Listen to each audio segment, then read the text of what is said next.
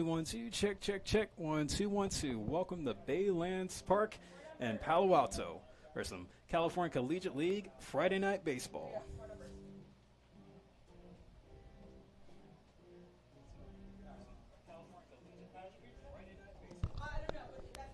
Check, check, check. 1 2 1 2. Check, check. Spencer Tracy with Philip Hall on the call tonight for Blues Legends here at Baylands Ballpark. Oh yeah, sounds good. Sounds good. All right.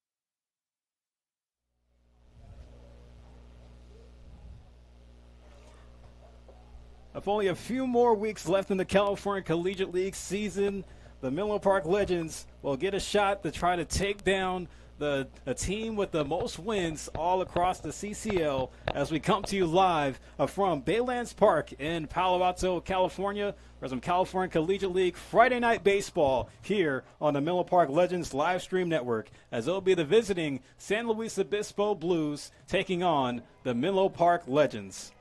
And hello, everybody. Welcome to the broadcast booth here at Baylands Park. It's Philip Hall on the call alongside my partner, Spencer Tracy.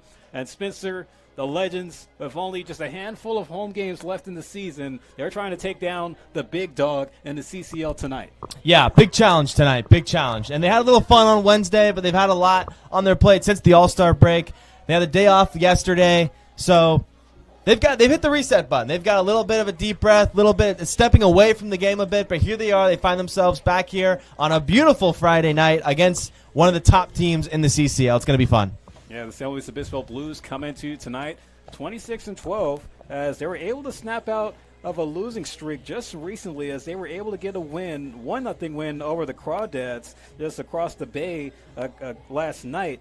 But for the Legends, they're trying to break out and get back in the win column themselves, as the last time in league play they fell to the Crawdads here at Palo Alto a few nights ago.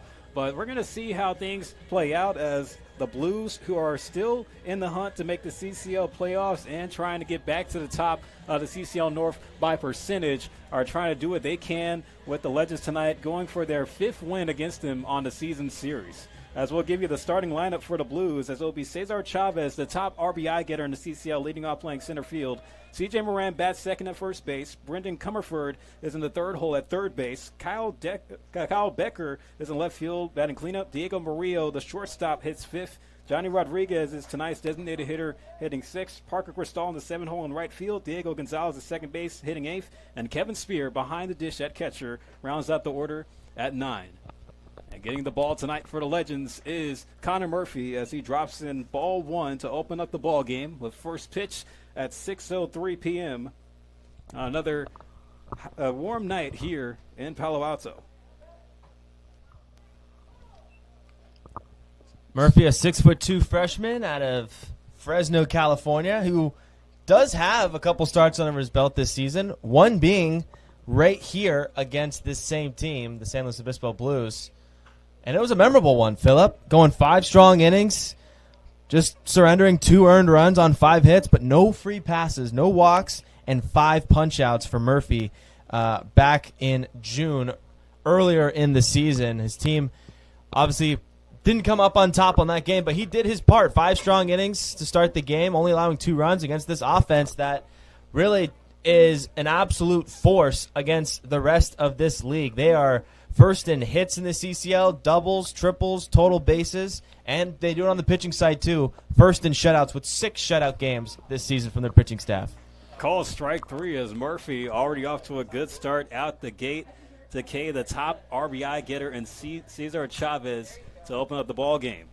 The defensive alignment for the Legends will go like this: Joy DeMelio in left field, Mason Griffin in center, Ethan Mooser starts in right field, Ryder Kelly at short, Eric Altmark is starting at third base tonight, Isaac Findell back at second base, Casey Levitt McGee at first, and Ethan Jackson behind the plate with the battery mate of Connor Murphy. Now stepping in is C.J. Moran. And this Blues team has been dominant all season long in the California Collegiate League, even with a few guys leading in certain offensive categories, as Moran fouls off the second pitch he sees. However, though, Spitzer, ever since coming back from the All-Star break, San Luis Obispo has been on a bit of a skid. That one's line to right, ran down by Mooser for the second out. Yeah, a bit of a skip, but that's going to happen, Philip. That's going to happen. I mean, it's a long season. We've talked about that in the past previous games.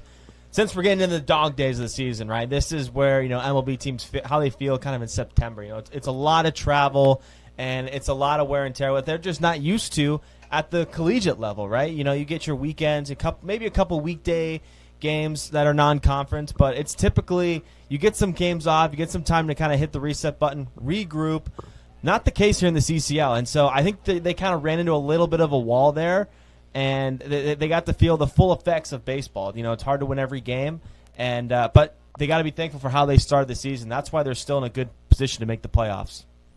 Here's Brendan Comerford for his first AB on the night. That one's lifted into center field, but will fall in front of Griffin for a base hit. And Brendan Comerford, he's a guy trying to break out of a slump.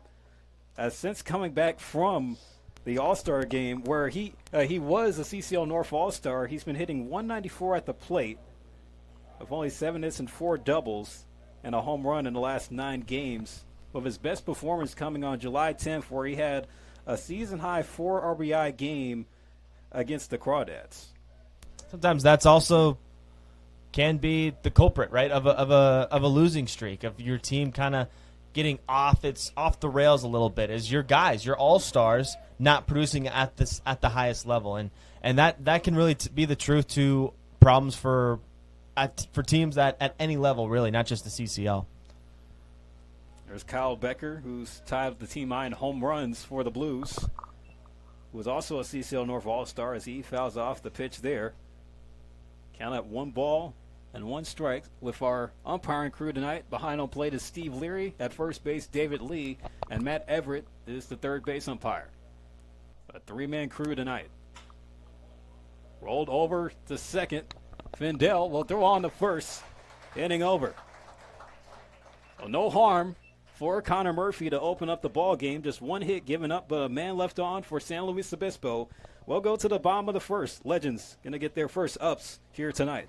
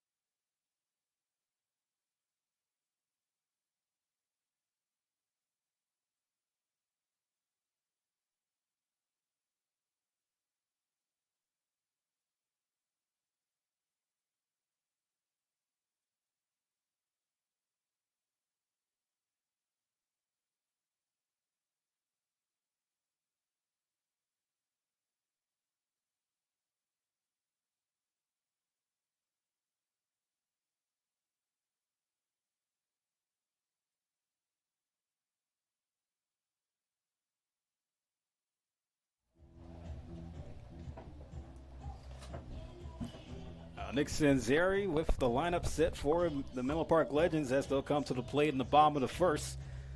Business as usual. Mason Griffin leads off in center field. Ryder Kelly hits second at short. Ryan Duran back at DH in the third hole. Eric Altmark playing third base, hitting cleanup. Joey D'Amelio, who's had a string of some games where he had a 2-homer game and the matchup against the South Bay Storm the other night in left field, will hit fifth. Ethan Mooser batting 6th in right field. Casey Levitt McGee at first base hitting 7th. Isaac Findell, the second baseman, hits 8th. And Ethan Jackson rounds out the order at catcher, hitting 9th. And on the mound for the Blues, it will be Moose Cuellar, the big 6'3", 225 southpaw out of Fresno State. Dropping the first pitch ball to Mason Griffin. Griffin homered back on Tuesday against the Crawdads after he flew out 3 times in his first 3 at-bats. There's ball 2 from Cuellar.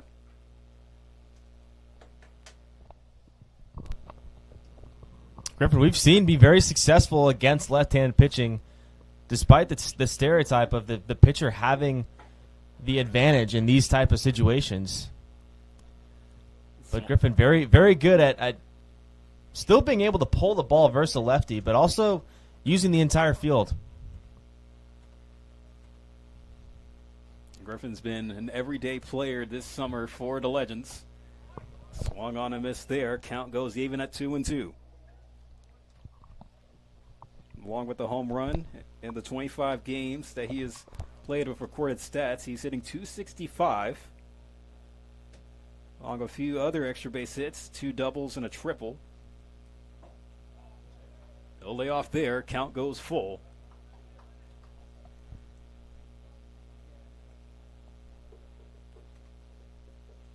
We talk about the hitters on the Legends having a solid string of games.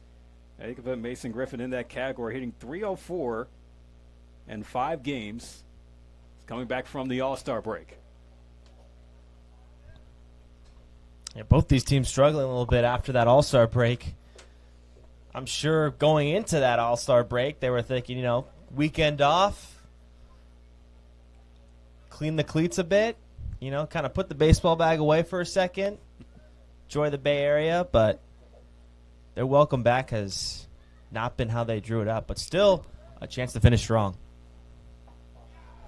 Call strike theory right there as Griffin gets handed the backwards K to open up the home half. Defensive alignment for the Blues will go like this. Kyle Becker in left field, Cesar Chavez in center field, Parker Cristal in right field, Diego Murillo at short, Brendan Comerford at the hot corner, Diego Gonzalez at second base, C.J. Moran at first, and Kevin Spear in the squat at catcher. Now it's going to be Ryder Kelly's turn. Currently the top base stealer for Menlo Park. A guy who doesn't wait around too much to get a read on the pitcher either. He loves to go sometimes at the first pitch, sometimes at the second pitch. And you already see Cuellar working fast.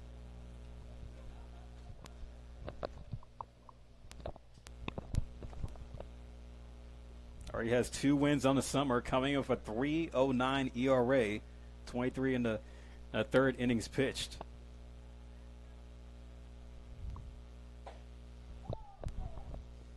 I was taken inside, and even just recently, Spencer, where Cuellar goes to school, Fresno State, and going to be moving into the revamped Pac-12 conference. Should be an interesting conference, especially when it comes to the baseball. Yeah, I think we're all excited to see what the new revamped Pac-12 is going to be like. That one's in. Count even at 2-2 for Kelly.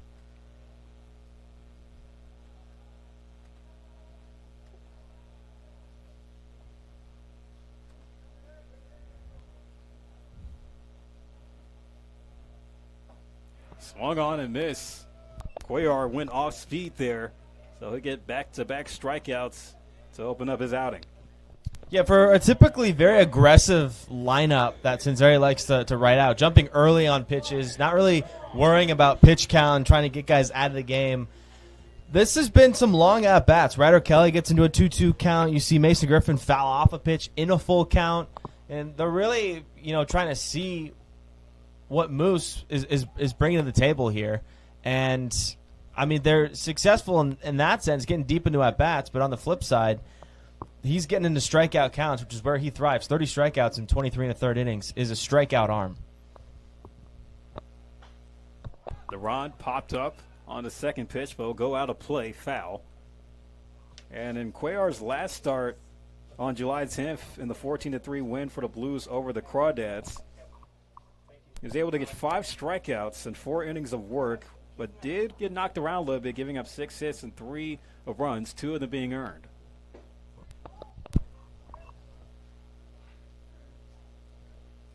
So far, it's been off to a solid start against a Legends lineup that's trying to turn things around at the plate in their own right. However, it has been a good month offensively for the Legends. .254 as a team in hitting compared to the .218 that they had at the beginning of the season in the month of June.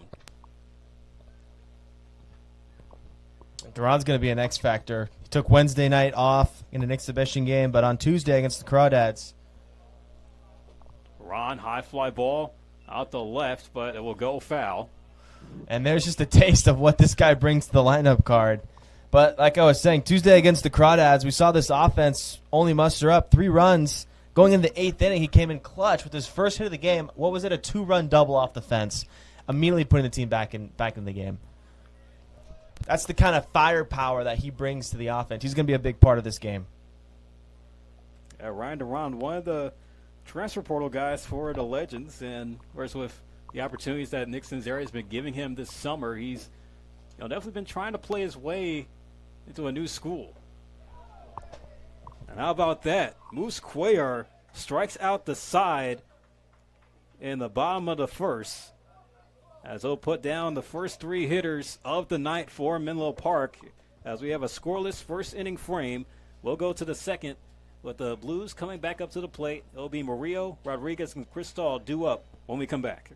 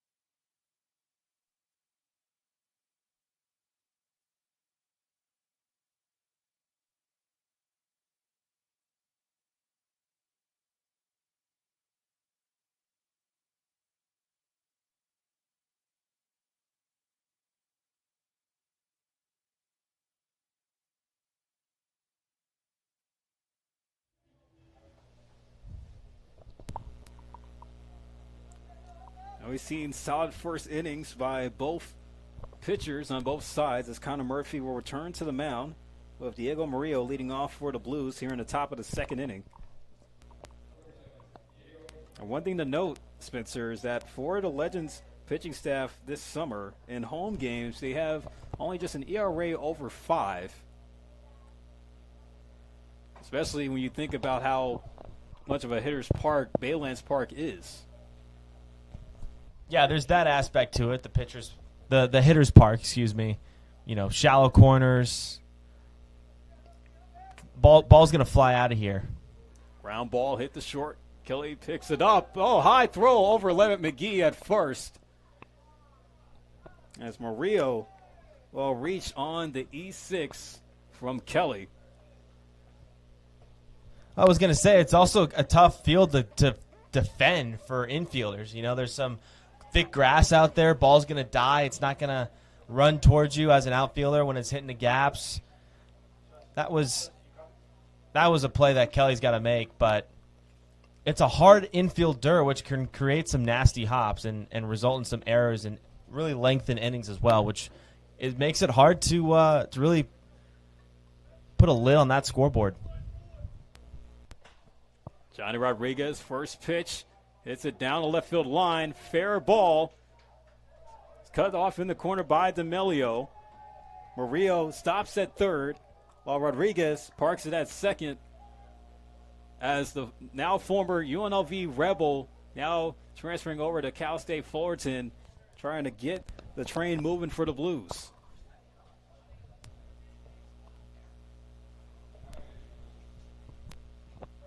Excellent piece of hitting there. Murphy trying to locate just a two-seamer.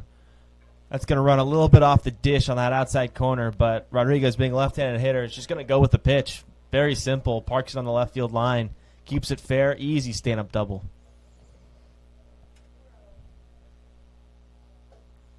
Murphy trying to work back here as there's another dangerous hitter coming up. Parker Cristal, recent commit to San Diego State, and he put up some big numbers at West Valley College, being a JUCO product. The 0-1 to him.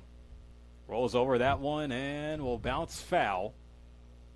Yeah, what stood out for me for Parker Cristal was I mean, he's got power. 15 home runs is no joke. There's no secret behind what the explosiveness he has in the box, but also almost walking as many times as he's striking out. I mean, that just shows plate discipline. He is not easy to fool, and pair that with power is dangerous. Murphy fooled him there as he's able to hit the corner for strike 3. And Cristal, I got a question in the call there by Steve Leary. There's one gone with Diego Gonzalez now coming up to the plate. Yeah, that one may have slid a little bit too much off the plate, but Leary might just have an open zone tonight, trying to show a sign to the hitters tonight to expand their zone, swing the bats. Let's keep this ball in play. But if you're Connor Griffin, major strikeout in a strikeout situation. Murphy's 0-1 across for strike 2 to Diego Gonzalez, the San Diego product. He was a West Coast Conference all-freshman team honoree this year for the Toreros, hitting .276 with 7 home runs. The layoff there outside. Count goes to 1-2. And this is going to be the key to the game for the Legends here, and for Murphy especially. You got to play a clean game. You got to play a clean game against this team, and it's going to be, and that's going to keep the Blues honest too, not getting any freebies. Murphy continues to paint the corners like Picasso. He gets another Blue to go down looking. And with the 3 strikeouts that he has already accumulated, all of them have been backwards Ks. Yeah, I mean, he has his stuff right now.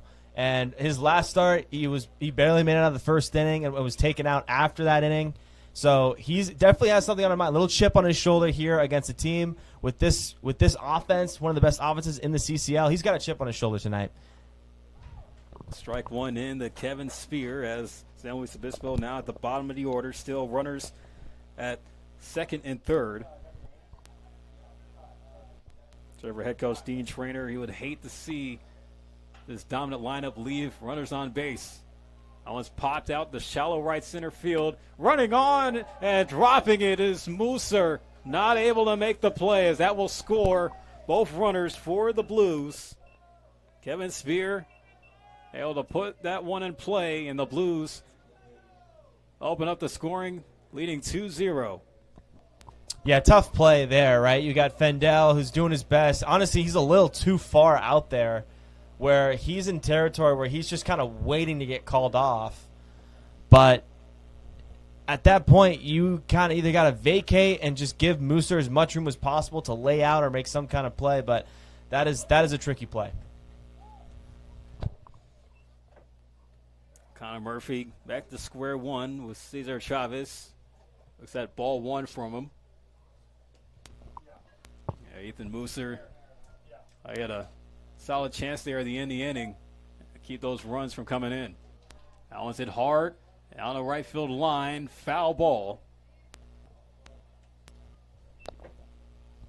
Murphy's going to have to switch up how he attacks that outside corner. I mean, we already saw Johnny Rodriguez beautifully just take the pitch the other way on the left field line. There's Chavez doing his job, sitting back, taking that ball on the right field line, at this time just slicing foul. So they're sitting on that fastball. So let's see how Murphy maybe adjusts to the adjustment from the Blues.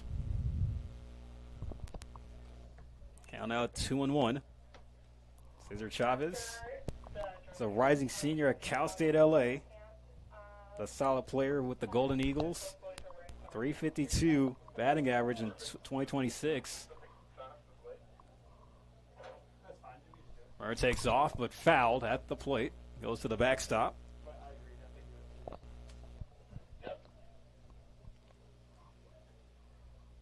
Cesar Chavez coming into tonight as not only the team leader in RBIs for the Blues, but is also the front runner in the category in the California Collegiate League, along with hits totaled up.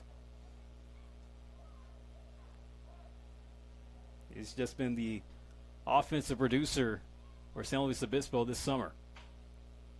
Slow roller over to second. Fendel as it goes through his legs, as that will allow Spear to advance to third. So another defensive miscue by the Legends. That's the third error in the game, as well as also in this inning for Menlo Park.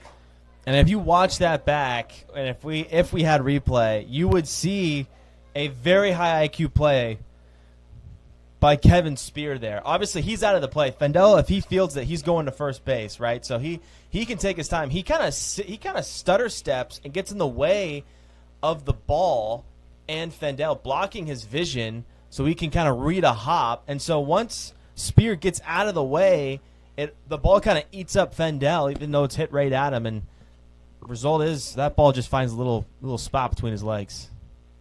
I'll see C.J. Moran, who flew out to right his last time, move over to first.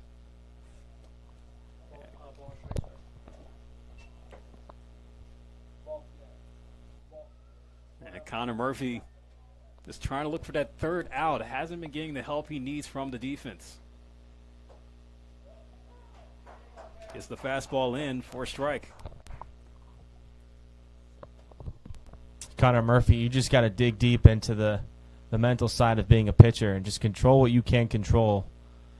Gotten pretty much 5 outs, arguably 6 outs in this inning. Big swing, but fouled by Moran. And overall in the season series, with the Blues and the Legends playing 4 games amongst each other, this being the 5th matchup against each other tonight, the St. Louis Obispo has averaged 7 runs per matchup of a plus 22 run differential against Menlo Park. Yeah, they've really enjoyed this matchup. First 3, a little 3-game series in San Luis Obispo. Then coming back up north here to Palo Alto. Runner takes off. Another foul ball hit by Moran. Count remains at 2-2. You know, for a team with 97 stolen bases this season, that's second in the CCL. Haven't seen a ton of movement. That's only the second steal attempt, both in this inning. Something we'll probably see more often throughout this game. The 2-2 for Murphy. Breaking ball is slugged to right center field, and it falls for a hit, as that will bring across Spear and advance Chavez to third. RBI single goes for C.J. Moran to make it 3-0 Blues here in the second. Yeah, this is what good teams do, Philip. They make it really sting when you make mistakes, like the 3 errors the Legends have made in this inning. Capitalizing with a clutch 2-strike, 2-out hit, and just keep the Legends bleeding here. And the heart of their order coming up as well. This is all orchestrated by the bottom of the order. They're gonna have to earn their third out. Well, this inning, Spencer, began with that throwing error by Ryder Kelly at short, and then just kind of piled up there when Kevin Spear, who hit the fly ball to right where Ethan Mooser had a chance to get the final out of the inning, but dropped it, of how shallow it was coming, especially the way that he ran in and tried to angle the fly ball. And then you also have to factor in the Isaac Fendel error at second base. You know, the 3 errors, you know, it's not going to hurt Murphy's ERA since the runs did come unearned. But when you just think about what Murphy was hoping to have with the pace, especially with the start he had in the first inning, it's just gone a whole different direction. Now here's Brendan Comerford of runners at the corners still, and 2 out. Comerford is able to single in the first, and his first AB on the night.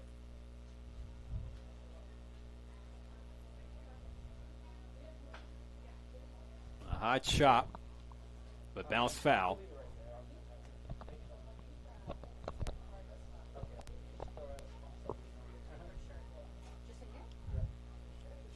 Feels like ages ago, Murphy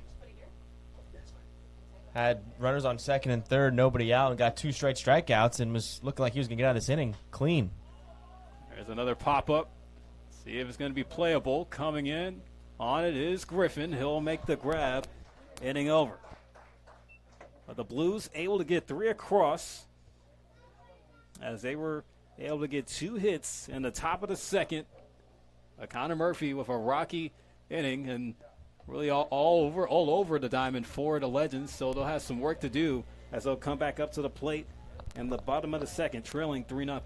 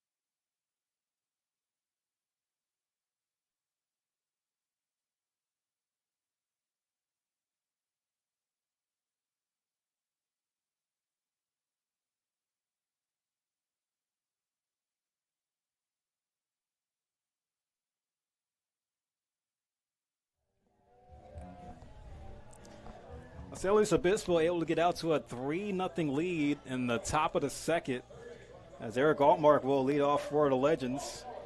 I gotta give a quick shout out to our folks in the concession stands. They brought us over a little beverage for us here in the booth. It's like a little pink lemonade. It actually tastes pretty good. Yeah, it's in like this kind of jug container, but very refreshing little lemonade. Yeah, it gets hot in this booth, Philip. Not everyone gets to experience the heat that kind of builds up in this booth. So we very much appreciate the refreshments. Yeah, the fan we have here does not provide a lot of power to keep us cool here. It's not doing nothing, but it's not doing a lot, you know. Eric Altmark back in the Legends lineup, taking a few days off. Typically see him at shortstop, but he's playing third tonight, allowing Kelly to play short and Fendel to move to second. For the times that he has been in the order, Allmark's been a solid table setter when it comes to getting rallies going for Menlo Park this summer. We've seen some highlights of that happen. 2-1 from Cuellar. This is low and in for ball 3. Yeah, and the Legends offense is now gotta do Connor Murphy some favors there after taking him a hole defensively last inning. Make some kind of noise. Swung on a miss there. Cuellar continuing to use his stuff effectively. Now it's a full count on Altmark. Now that's when it gets tough. When a pitcher can get a hitter to think he's going to win this with a fastball count and throw an off speed. They say no on the appeal down at third. Matt Everett will award Eric Altmark with the free pass. Yeah, it looked like he crossed up Altmark there. Kevin Spear, the catcher, was certainly convinced that was strike 3, making the throw over to Comerford, throw it around the diamond, celebrate the strikeout, but the Legends instead have a leadoff walk. Oh, it's set up for the right man at the plate, Joey D'Amelio, who had a 2-homer game in the little exhibition that we had here the other night against the South Bay Storm. Oh, D'Amelio's been swinging a hot bat as of late. Yeah, he's added depth to this lineup. And he's been huge in the middle part of this lineup here. And has a big role here to keep this inning alive after a leadoff walk. He's ahead 2-0 on Moose Cuellar. Eric Altmark, not a big lead at first. Cuellar's 2-0.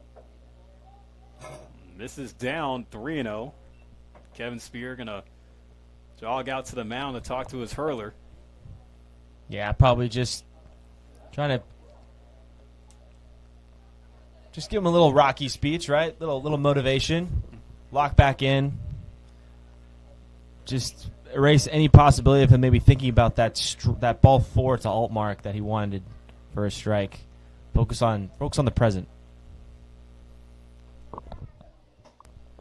Ball 4, taken outside, so back-to-back base on balls given up by Cuellar. So a bit of an abnormal start after he started out the first inning striking out the side. Yeah, 2 gifts, right? That's what 2 walks are. Especially a 4-pitch walk to D'Amelio, very uncharacteristic. And Spears got to get on the same page again here. But the pressure's now on the Blues here. And the Legends got to make sure they keep that pressure, very similar to what the Blues did to the Legends last inning. The Legends faltered in the pressure, making the 3 errors. But they have a chance to answer right back and keep this game within reach. There's Ethan Mooser trying to redeem himself after he committed the error that was in support of the 3 runs that the Blues were able to score in the top half. Yeah, everyone does it differently. Some guys use it as extra motivation. They're thinking about it. Other guys, they benefit more by just moving on and going after the next play. How can they impact the team in their next opportunity? So, regardless, Mooser's got to come through. Cuellar in the driver's seat at 0-2 here.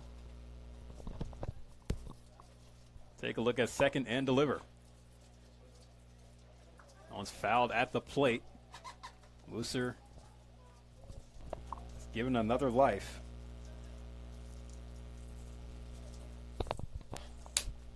This is a good response after a 4-pitch walk. Cuellar delivers the slider that hits the corner. So he'll get strikeout number 4.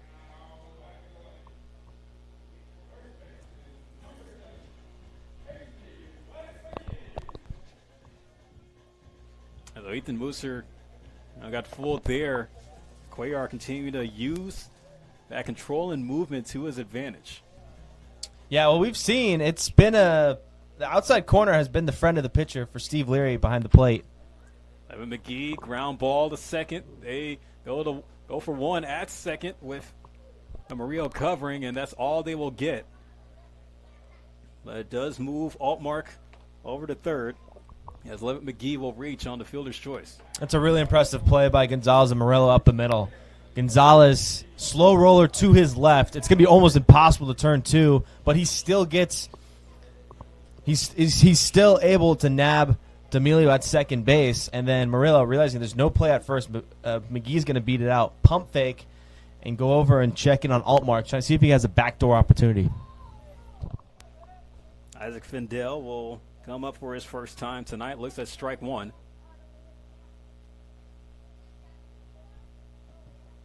In the middle infield, playing back for the Blues.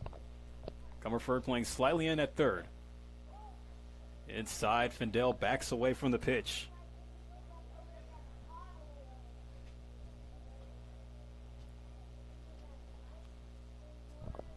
This is where Findell's contact is going to be huge. He'll take another one inside. Count goes to 2-1 for him. Like Cuellar tried to psych out Altmark over there at third.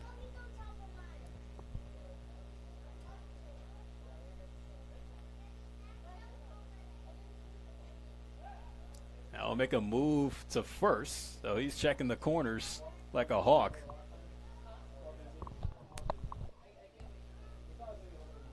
Him being a lefty, he does have that pickoff advantage to make a quick move. Yeah, that's the one base runners really study, a little extra. Mendel hits it hard and gets it through the hole in the left field. That will bring across Altmark. Isaac Findell able to make up with the bat to put the Legends on the board.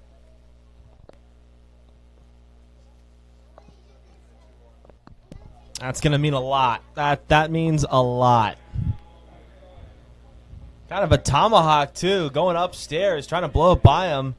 But Fendel all over it, sneaks it just by Comerford. And now you got some power here with Ethan Jackson at the plate, 2-1.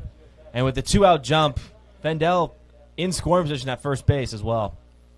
Ethan Jackson, another power threat for the Legends. Down strike one. As on the summer, Jackson has hit 3 home runs in 20 games recorded. Recently committed to play at San Francisco with the Dons. He'll foul that one off straight to the backstop. 0-2. It's a very nice, kind of a funny baseball field there in the city. Almost like a point of a roof is like the outfield dimensions. It's very shallow in the corners and it gets really deep into center field. Benedetti Diamond area. Historic field out on the hilltop. Jackson goes down on 3 pitches as that will retire the side, but the Legends able to get a run across on the RBI knock from Isaac Findell as it's now a 2-run game. We go to the third as you're tuned into California Collegiate League Friday Night Baseball here on the Menlo Park Legends live stream network.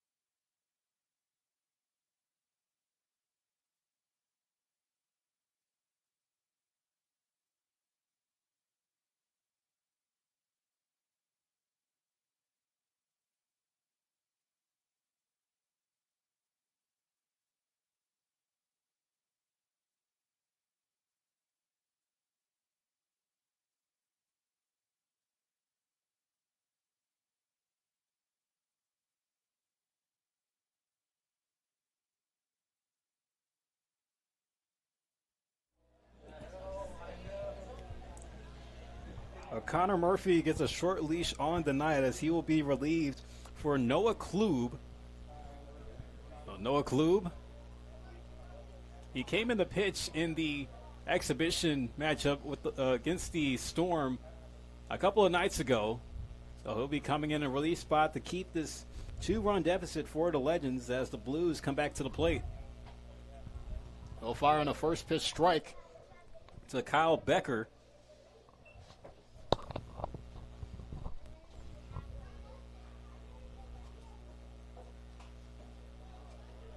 Popped up on the swing, but goes out of play foul. And you know what, Connor Murphy, keep your head high, man. It was a very, very good showing from him tonight. He has the Blues' number. I mean, he recorded nearly 6 outs in the second inning and cruised through the top of the order in the first as well. He had a good outing today, a good showing. Yeah, those runs they gave up were all unearned since they did come on errors. The 1-2 pitch. Oh, he caught Becker off guard there. But they say no on the swing. Doesn't hurt to check, but I don't think he went around. Never know, though. No penalty. You don't lose a check swing challenge when you ask Matt Everett. Yeah, we may not have ABS, but we do still have check swing. Absolutely. Oh, Becker's still battling. Count even at 2-2. Klube's offering. And he'll paint the corner there to get him with the backwards K. That outside corner is going to be active tonight. I think both teams are starting to put together that's the sweet spot for Steve Leary behind the plate. A couple of players on the Blues side have been victims to it already tonight, and they haven't been happy. So if it's going to keep being called, it's consistent. It may not be a strike. It may be a strike, but if it's consistent, that's really all you want as a hitter and a pitcher. Consistent zone. And for Klube, he's all about command. You know, I had a chance to talk with him, and, you know, he told me a story about how he met some former Oakland A's players. Hit over to Kelly. Throws on the mark that time, 2 away. Well, Noah Klube, you know, during the pandemic, you know, he was out and about, you know, just trying to get some work in the field, trying to stay, you know, baseball ready. And he, like, over in Alameda, he stopped at a park where apparently he found Chris Davis, Ramon Laureano, Marcus Semien, all working out, you know, trying to get some reps in.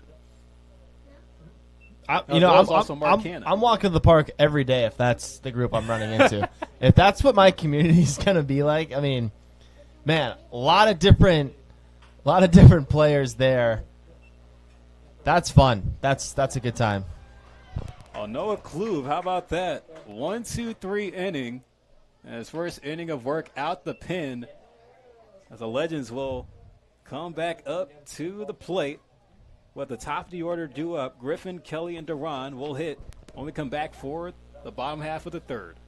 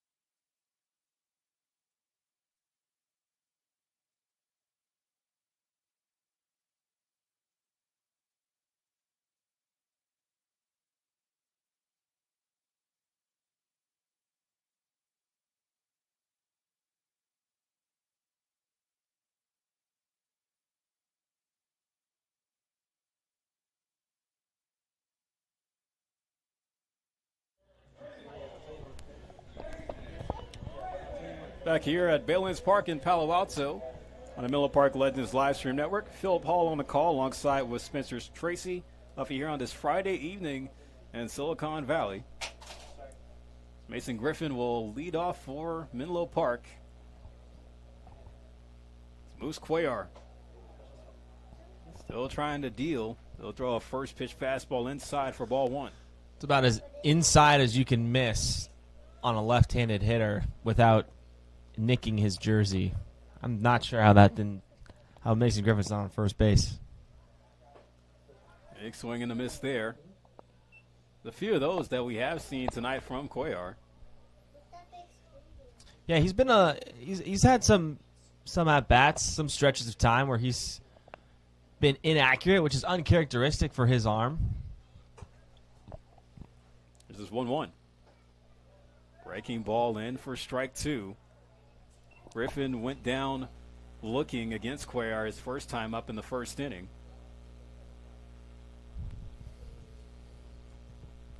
In the season series, in the 5 games played amongst these two teams, Legends have been held to 2 runs or fewer in each matchup. Yeah, last chance to kind of show their violence with their bats. And it's one that's going to stick with the Blues until next summer. Griffin, hard hit to right. A diving catch by Parker Cristal. Yeah, off the bat, you got a little excited. That one was crushed. Mason Griffin turned on it. Finally got that big swing and to make some contact, but I just hung up in the air a little too long. Great play by Cristal, staying with it. You know, once you get low to that ground, you can kind of get some sun in your eyes there. It can make a tough play. Great catch, great concentration. Cristal, who stands at 6'4", he may be big, but he is nimble. Athletic body. Kelly line drive to center field. Chavez backtracks and hauls it in. 2 hard hit fly balls secured by the Blues outfield.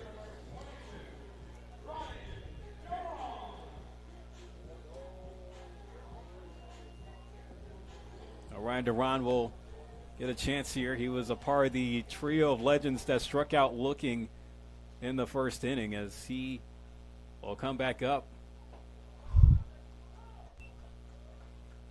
And they'll look at strike 1.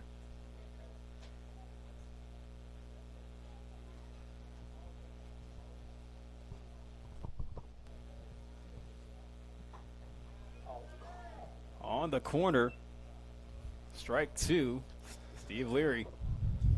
That outside corner is going to be open tonight. I mean, he's been consistent with it. Inside to Duran, he lays off there.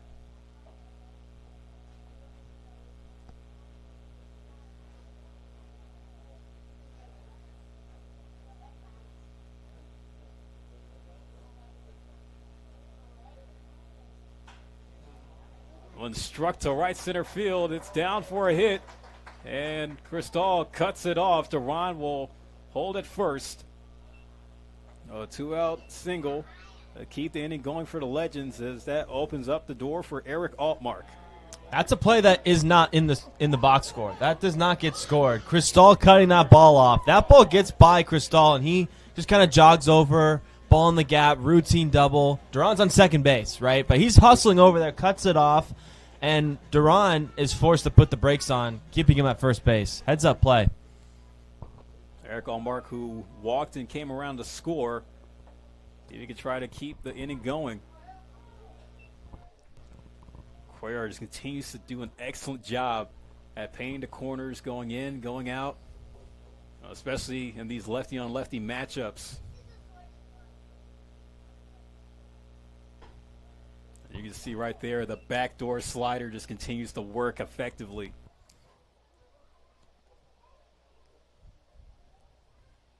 Oh, 0-2 now on Altmark.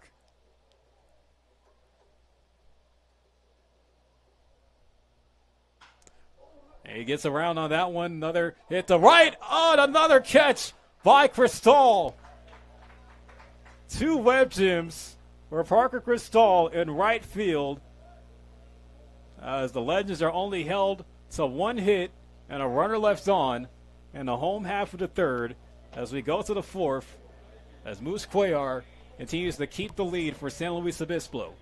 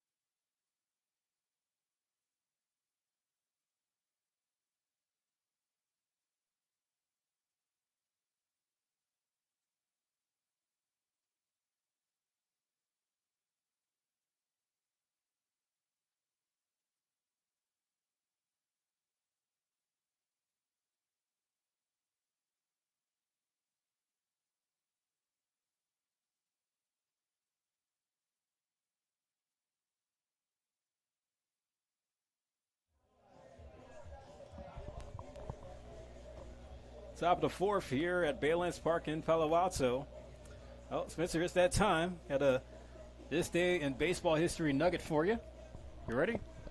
Hit me. All right, so Hall of Famer Bob Gibson on this day in 1974 records his 3,000th strikeout. The St. Louis Cardinals great Bob Gibson strikes out Cesar Geronimo of the Cincinnati Reds to become the only the second pitcher in Major League history at the time after Walter Johnson to reach 3,000 career strikeouts. As here comes Parker Cristal to lead off after making two solid plays in right field in the last inning. Bob Gibson, 3,000 strikeouts.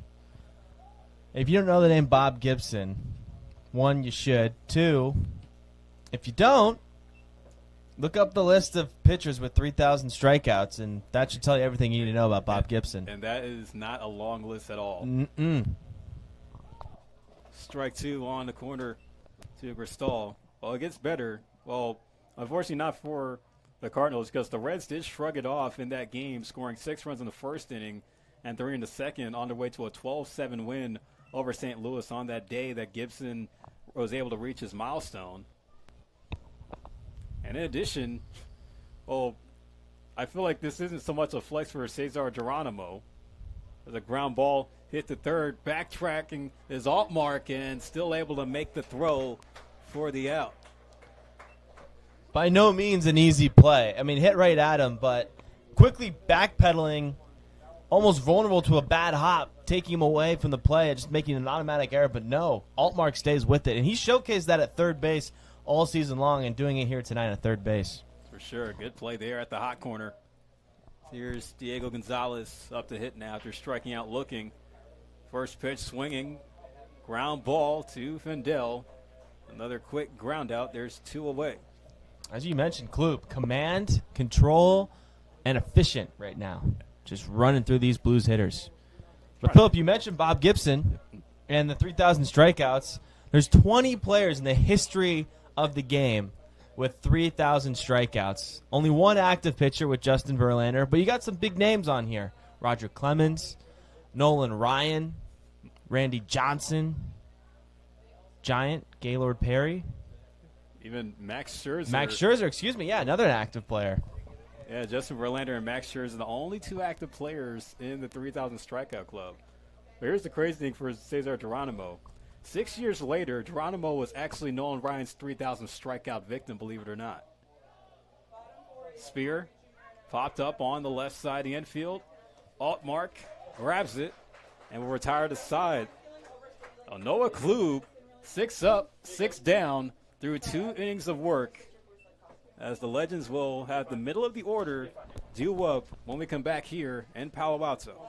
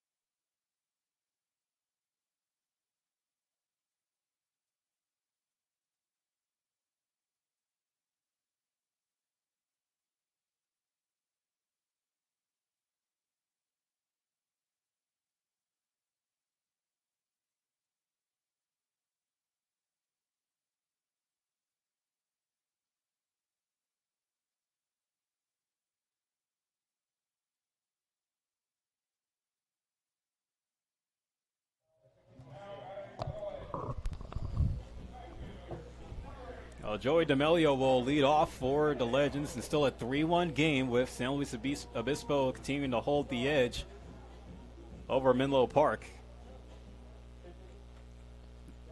As this inning begins, we'll give you some scores around the CCL on this Friday evening. Joey D'Amelio will lead off against Cuellar. First pitch, strike one. And the Stompers ahead of the Crawdads 7-6 in the bottom of the eighth right now. And down SoCal, the Caneo Oaks up 11-6 against the Academy Barons. And the Foresters are routing against the Santa Maria Indians 14-2 down in Santa Barbara. That game in the bottom of the eighth. And the Philippines baseball group up 5-2 on the Arroyo Seco Saints in the top of the fourth out in Pasadena. And then round out the slate on the night, the Bombers and the Riptide just getting underway down in Irvine. Yeah, but the race is still on for the teams to fight for the playoff spots in the CCL. 2-2 on D'Amelio. Yeah, towards the end of the season, this is where games mean a little bit more than just one win or one loss. Swung on and hit in the air to right. Ristall walks in and will make the grab. Got to try and hit it somewhere else than right field tonight. Yeah, Cristal has made that crystal clear, Philip. Yeah, Parker Cristal has made right field a place where baseballs go to die. No grass stains tonight.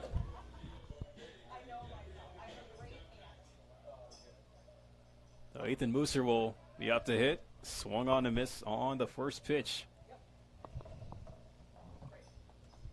And Moose Cuellar so far tonight, 5 Ks, only 2 walks allowed, and 1 run given up.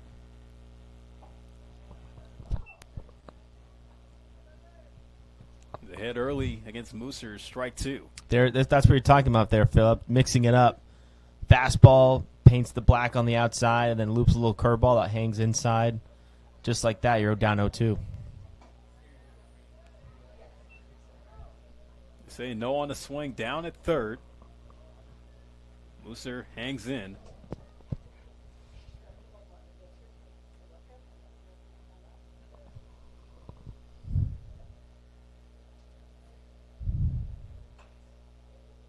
Fight that one off. Count remains at 1-2.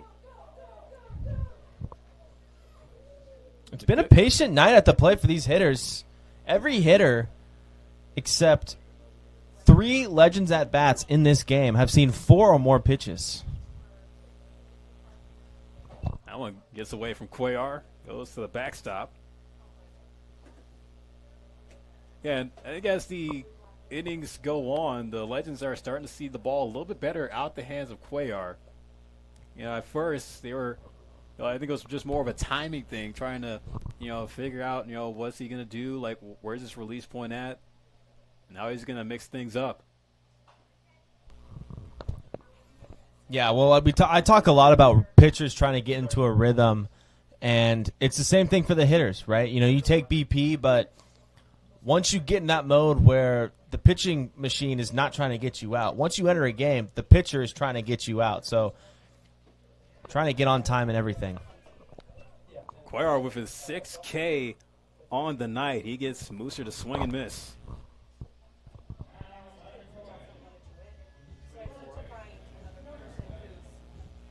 That's the second strikeout for Mooser at the plate. It just has not been his night so far. One thing Levitt McGee can do with Mooser in front of him, being a left-handed hitter as well, is see how is he attacking Mooser on the lefty-lefty matchup here. And you can kind of use that data to sit on a certain pitch in a certain count and use that to your advantage. And that's what being on the on-deck circle does to you. A McGee ground ball over to second, dropped but picked up, and the throw still in time. Diego Gonzalez recovers at second base. 3 up, 3 down, go to Legends. Moose Cuellar continuing to stay rock steady for the Blues in this one, as we'll go to the fifth, as it remains a 3-1 game here in Palo Alto. You're tuned into Menlo Park Legends Baseball on the Menlo Park Legends live stream network.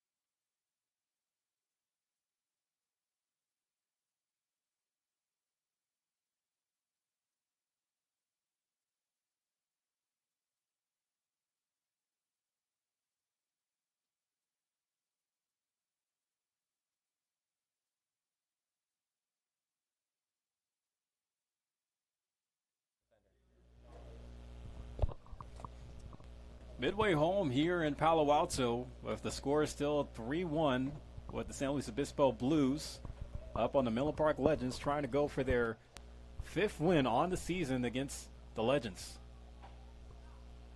It's the Klubinator, Noah Klub, continuing the deal as he'll deliver strike 1 to Cesar Chavez. And it's been 6 up, 6 down for Klub ever since taking over for Murphy. Pop up on the first base side. Levitt McGee ranges over and then will make the grab.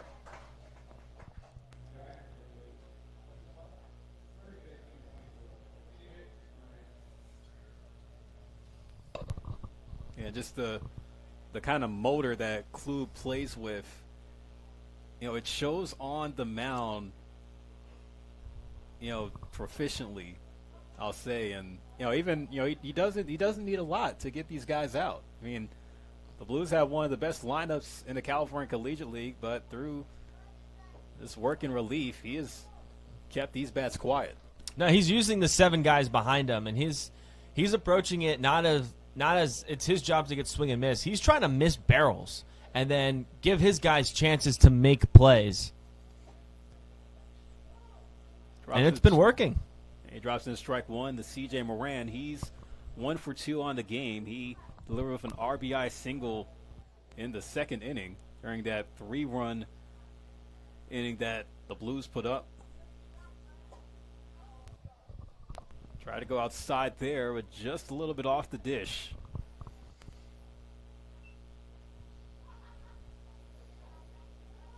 Defense pretty straight up. Mason Griffin playing a couple steps to the right of second base. That ball is launched deep to right field.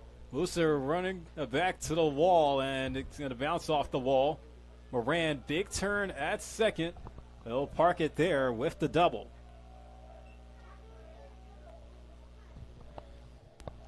And the only question about that hit was if it was going to stay in the ballpark as it one-hopped the wall. Great job by Mooser. C.J. Moran was pedal to the metal rounding first base. He was smelling 3 out of the box. Good job to keep him at second base, but an elite piece of hitting by Moran. Got to stay calm here if you're Klub. That's part of the process of being like a contact pitcher. Is you're going to give up some hits. You're going to get hit sometimes. You got to stay with your stuff. You got to trust your best pitches. Maybe we see that pitch, that split finger that Cinzeri has been working on with him. That's right, the split finger as well as also a fork ball. Klub has been trying to get down this summer, working with Nick Cinzeri, who as we know, is the pitching coach genius that has developed some top arms all across the Bay Area. And that double hit by Moran was his ninth on the summer, giving him now a total of 11 extra base hits. The lazy fly ball hit the center. Griffin camps under it. Tagging from a second is Moran. He'll go to third. Really good recognition there by Moran. Not an automatic tag up situation, but noticing that Griffin was still getting behind the ball, kind of catching on his back heel, meaning he would need to take a couple steps to gain some momentum towards third base to make an accurate throw. And with Moran's speed, just no chance by Griffin. Good base running, good awareness by Moran. 2 outs here as Noah Klub only given up 1 hit so far. He's going to see Kyle Becker drops that one in the dirt. Becker 0 for 2. He grounded out to second and struck out looking.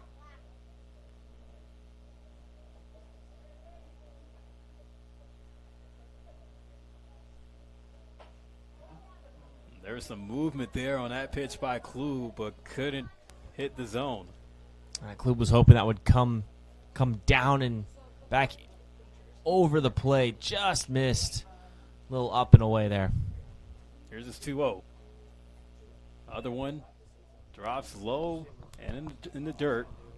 3-0. There's Becker 0 for 2 in that cleanup spot. See if he can try to deliver here.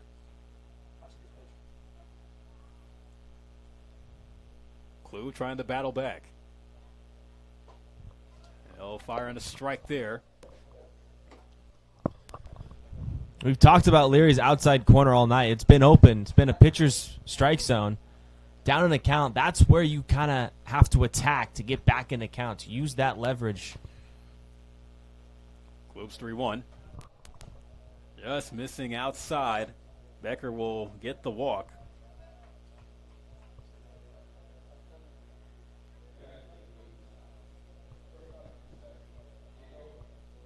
So that opens up the door for Diego Murillo.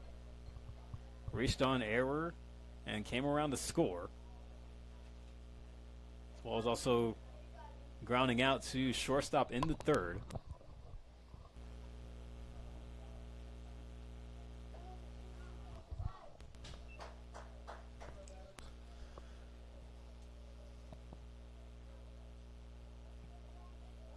Big first pitch strike by Klub after a walk.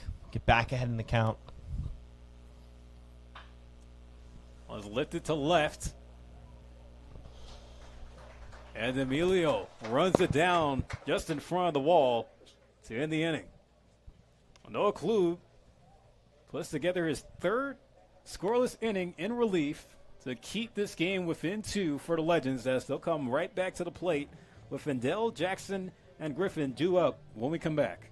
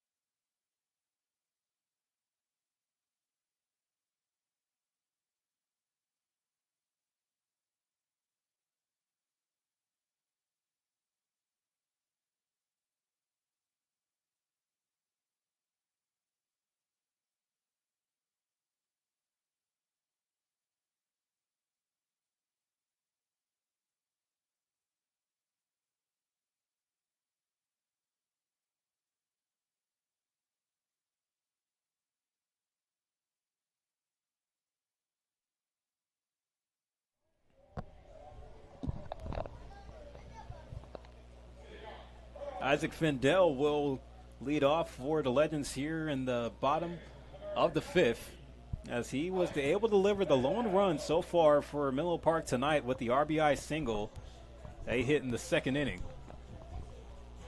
A bit of a change in roles. Now he becomes the table setter. And he's familiar with it. We've seen him hit towards the top of the order before. And with some power with Ethan Jackson on deck. A couple home runs this season already. With Klub putting together some scoreless innings, you want to try and dig into that deficit. Swing and a miss on the second pitch. Moose Cuellar with the pitch count now reaching into the mid-60s, throwing pitch number 66 that time. No miss, low and in for ball two. And we're starting to see him fall behind in some counts. Earlier in the game, he was getting ahead, and the Legends were just battling and battling and battling. Now we're seeing a lot of 2-1, 0-2 counts, which are hitter counts. We just got to wait for a Legend to pounce on it. Strike two just hits the zone. Goes a 2-2 here.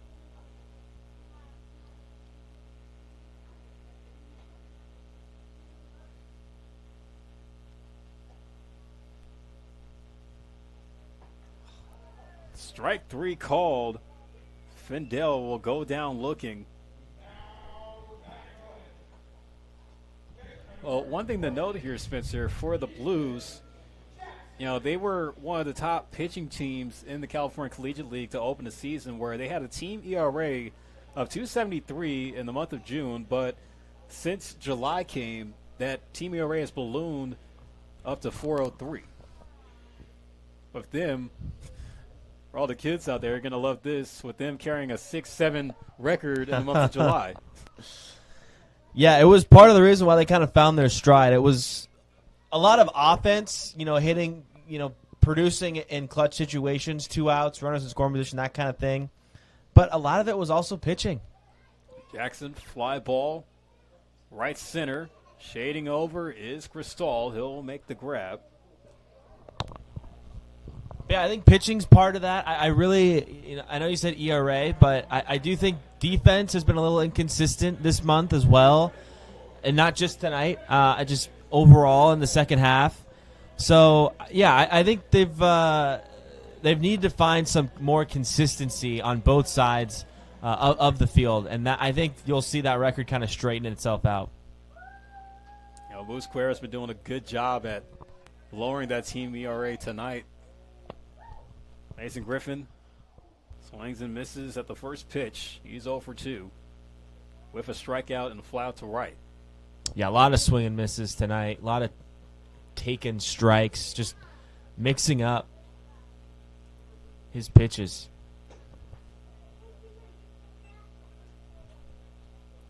1-1 now for Griffin.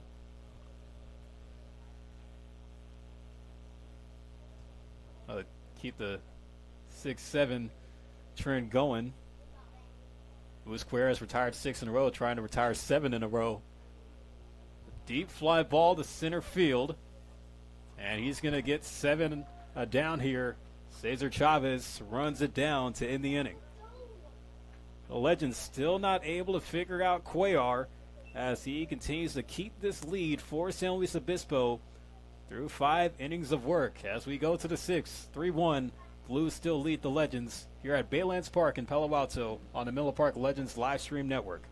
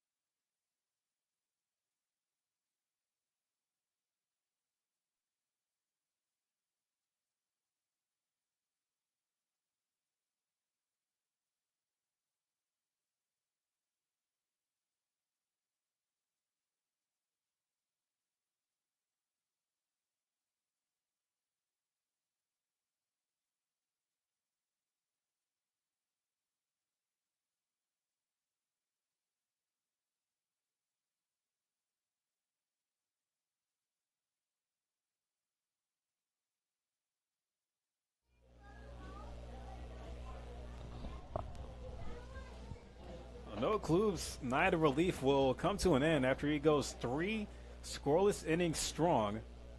Now he'll hand the ball over to Christian Duarte, who will look to keep this game within 2 for the Legends as the Blues come back up to the plate.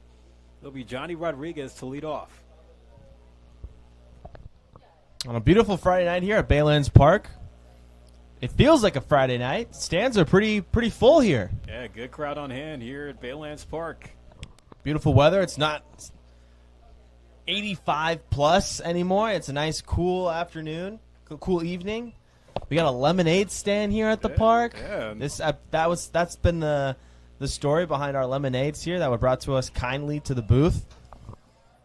Absolutely. Very cool. Shout out to the young lady that's running the lemonade stand just outside of the field for us, and even giving us a couple lemonades on the house. Very refreshing. Very unexpected too.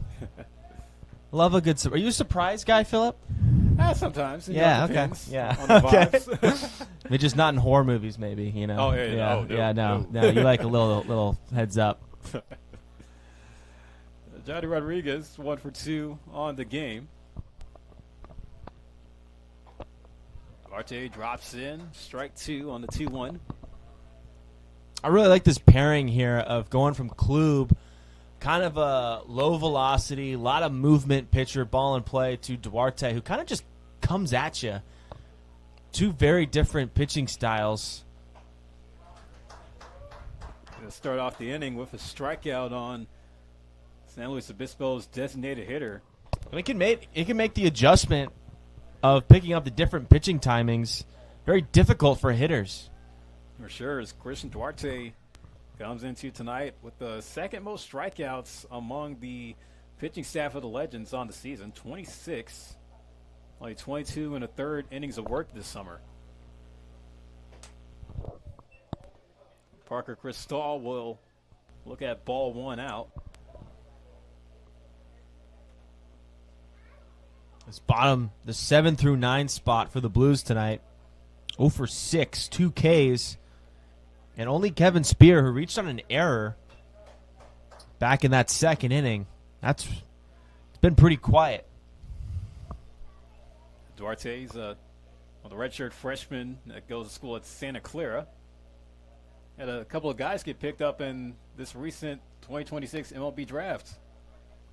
Max Bayless, who's one of the top arms in the country for the Broncos. He was able to get selected along with Ben Cleary, who's a middle infielder, and Santa Clara also going in this year's draft.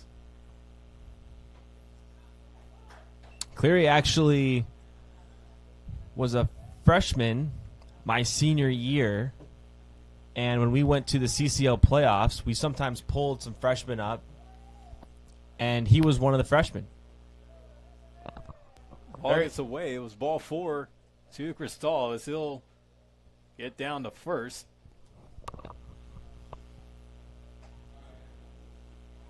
Max Bayless going 197th overall to the Minnesota Twins.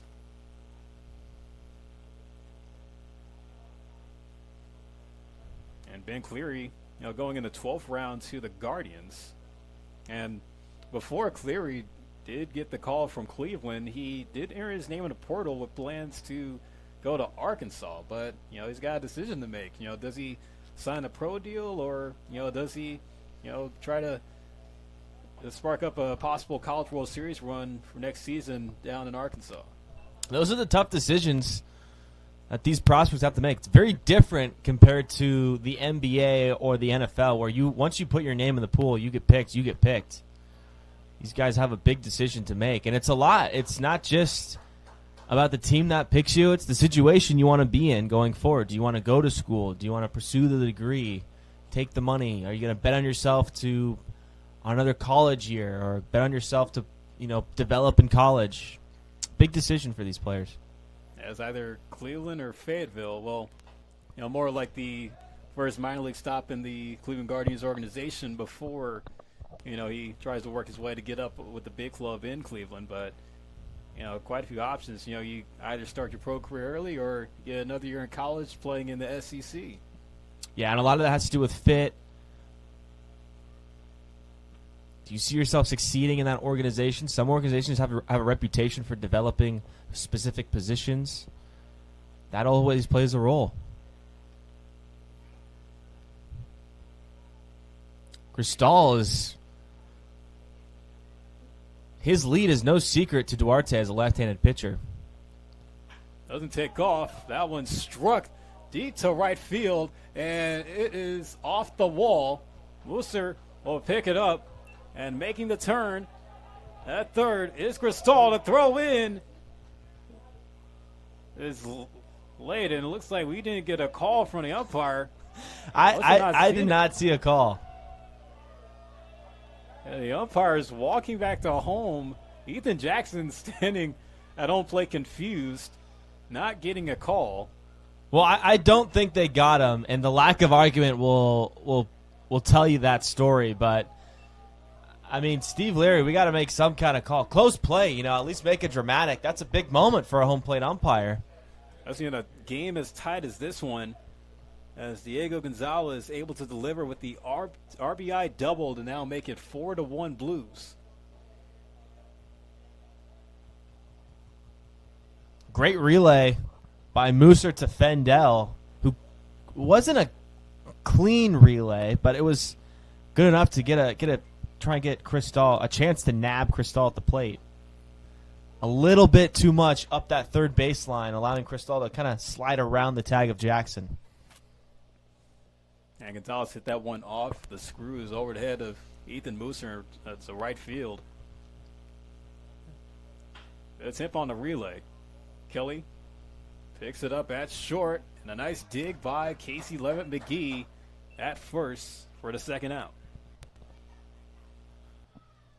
Yeah, that ball was absolutely torched by Gonzalez so much that even with less than 2 outs, with 2 outs, Cristal, easy jump. Didn't even have to think about whether or not that was going to be caught or not. The top of the order for the Blues with Cesar Chavez trying to add on to his league-leading RBI total. First pitch misses low and in for a ball. Had been a quiet night for Chavez, 0 for 3 with a strikeout.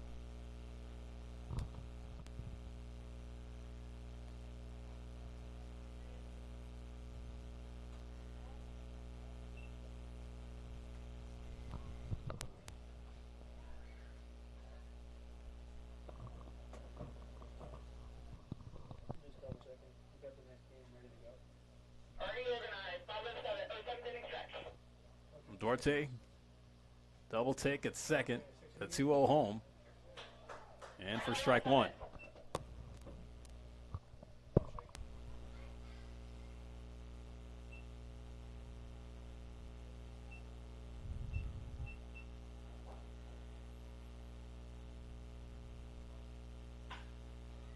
Hit hard to center. Griffin backs up, can of corn for him for the third out. The Blues able to get another run across on the RBI double from Diego Gonzalez, but not too much harm for the Legends as it's a 3-run game, still trying to find a way to figure out Moose Cuellar as they'll come back up to the plate. Kelly, Duran, and Altmark due to hit in the bottom of the 6th.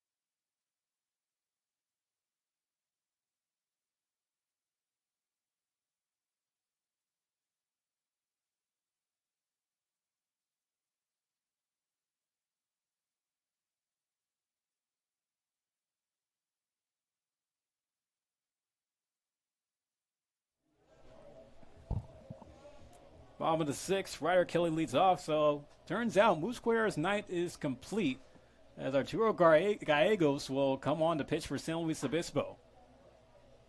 Kelly fouls off the first pitch he sees from Gallegos. Different look by Gallegos. He'll be throwing from the right-handed side. There's the 0-1. It's missed low for a ball. Kelly 0 for 2 on the evening.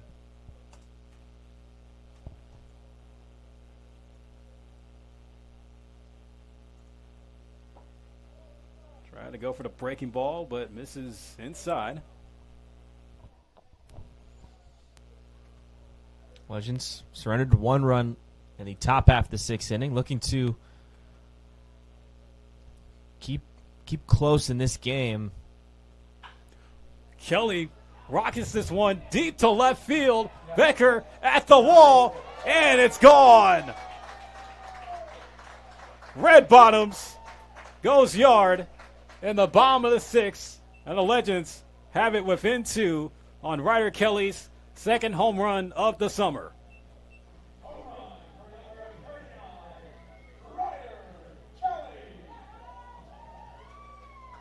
That's what good hitters do and hitters counts. 2 balls and 1 strike.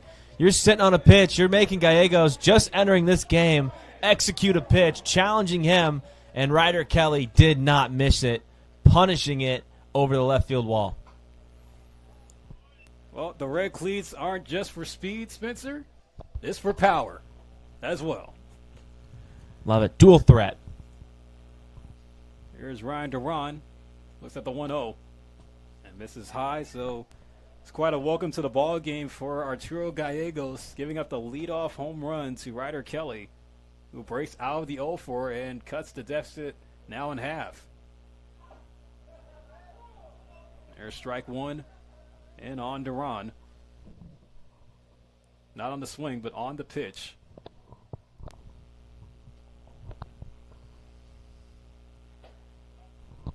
This is upstairs, goes to 3-1 now. Another hitter's count for a Legend hitter. Arguably, this guy a lot more of a threat with the long ball. As ball 4 to Duran. That was surprising. That's a pitch we've seen called a strike all night. Legends will take it. Bringing the tying run, Eric Altmark to the plate. And Eric Altmark, he's a guy that can drive the ball in gaps. As the way that the Blues outfield is now set up, there's quite some space out in right center between Chavez and Cristal.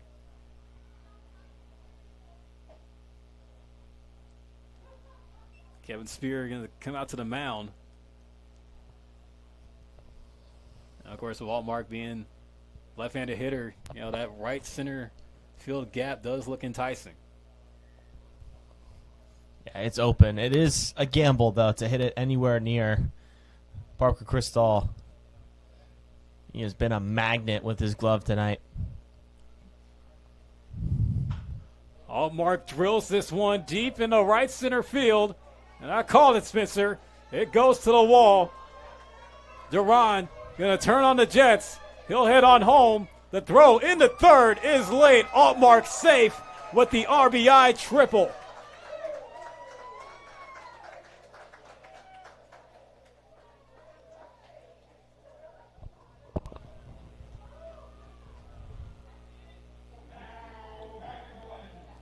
How about that swing of the bat?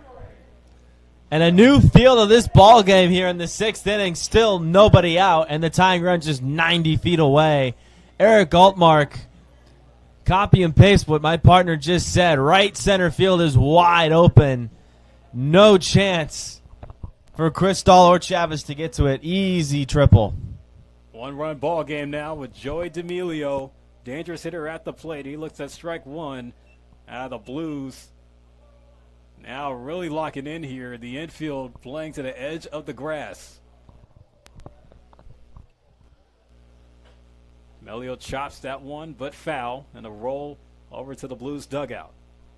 Job not finished. You still need to find a way to get Altmark to score here. And Arturo Gallegos spoiling the solid lead that Moose Cuellar kept through the 5 innings he pitched tonight. The infield coming in, trying to force D'Amelio to get underneath the ball here and deep enough for Altmark to score, who's got some good legs underneath them, so it doesn't have to be super deep. That one's hit over the mound. Oh, bobble that's short, but picked up by Gonzalez, still able to get the out. Nothing Altmark that can do there, because you got to make sure that ball has to fall, and once it does fall, great job by Diego Gonzalez, the second baseman, to be right behind Murillo, barehanding it, not panicking, striking a throw over to first and getting the out. And now the responsibility is on Ethan Mooser to get the tying run home. Yeah, talk about being due. Ethan Mooser has struck out twice in the game. This is his third at bat of the night.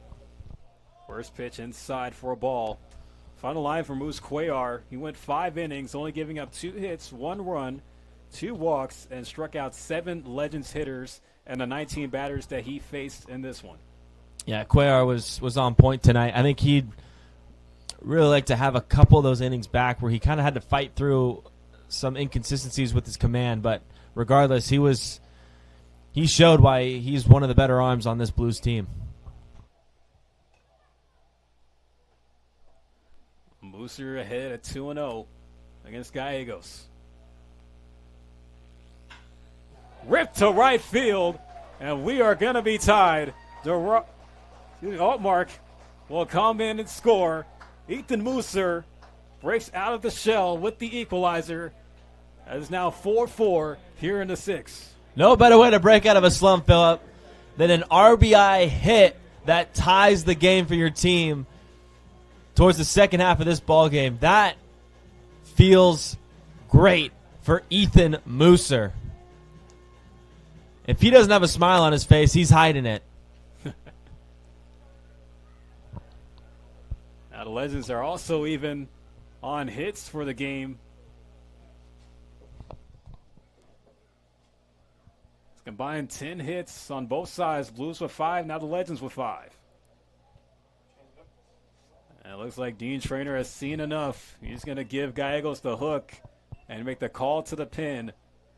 But how about this inning by Menlo Park, able to get to the first man to relieve Moose Cuellar on the night, as they have put up 3 here in the bottom of the 6th. Now making it a tie ball game here in Palo Alto. We'll take a break and give you the rundown of the new arm trying to stop the bleeding for San Luis Obispo when we come back.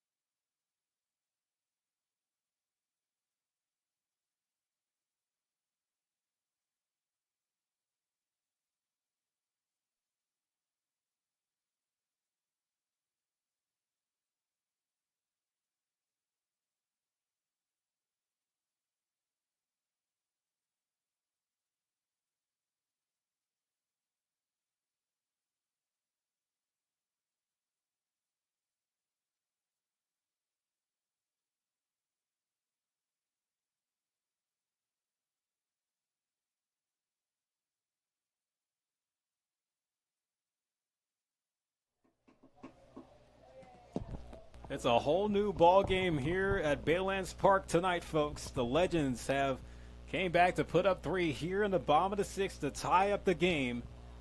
As it's going to be Titus Gach coming out the pen for the Blues as he'll face Casey Levitt McGee.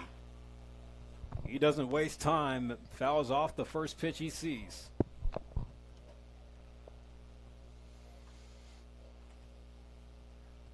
Still just 1 out in this inning. And Ethan Mooser at first, the go-ahead run in the 6th. Legends now thinking about a lead here. Or takes off for second. The throw by Spear will be late. Mooser in with the stolen base. I absolutely love how Kevin Spear used the ground there. Goes straight frozen rope, quickest point from A to B, used the ground, and he perfectly measures out the hop there, so that ball hops right into Murillo. An easy play for him to catch it, make the tag, but Mooser, a great jump to get underneath it. Titus Gach out of Minden, Nevada. He's a JUCO commit. He's going to be headed to Feather River College come the fall. Just graduated high school, product of Douglas High School in his hometown.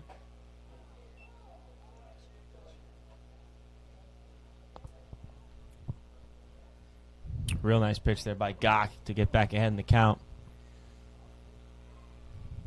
The count still in his favor at 1 ball and 2 strikes on Levitt McGee. Mooser in scoring position.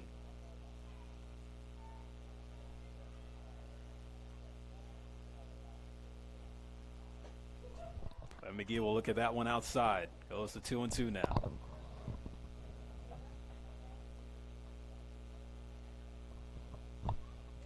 Gach, tall glass of water, 6'5", 200 pounds.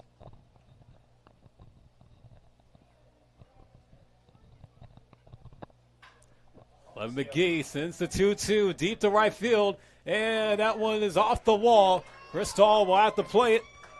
Mooser will round third and score. Casey Levitt McGee trades places as CLM puts the Legends in front 5-4.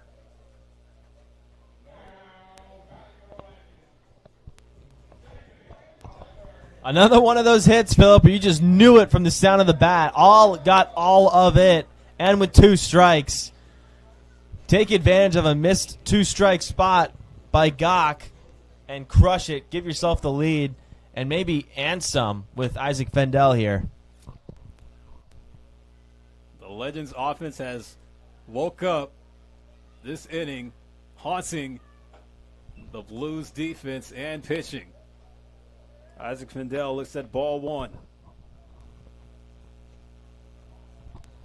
After being held to 3 scoreless innings in a row, 4 on the night by Cuellar, they're able to put up 4 big ones to get the lead 5-4 late in this ball game. And you got to keep your foot on the gas pedal here because you know how good this team is. You know what this offense is capable of. A lot of game left. Got to keep adding. Big secondary by Levitt McGee at second. The size not to take off. He had it, Phillip. He really did everything right there. Isaac Fendel in the driver's seat at 3-0.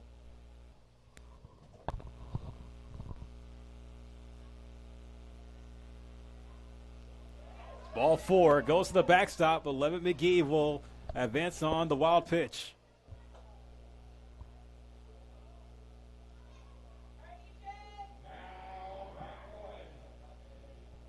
Oh, runners at the corner now. Ethan Jackson gonna try to clutch up here. Well, it looks like Dean Traynor is going to make another call to the pin. Trying to bring out another hurler out the chute to get the 2 outs that San Luis Obispo needs to get out of what has been a nightmare of an inning. Yeah, another pitching change here, Phillip. That was a short outing for the recent high school grad, Titus Gach, as he gives up the go-ahead run on the Casey Levitt McGee RBI double. And now we'll see who's the new arm coming in for the Blues, as the Legends have flipped this game, taking the lead 5-4 so far here in the bottom of the sixth.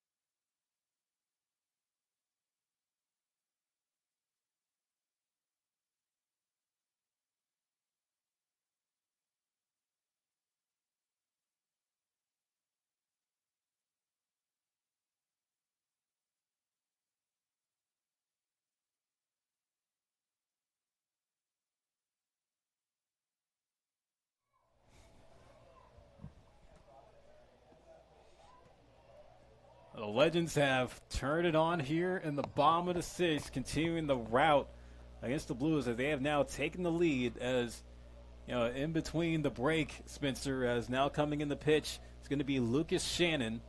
You said that it felt like ages ago when Ryder Kelly lit off the inning with the home run to spark the offensive rally. It has. This is the third pitcher to enter this inning, and none of them seem to have an answer yet for this outburst for the Legends offense. The beg your pardon, the new pitcher coming in is Chase Rogers. As Fendell takes off for second.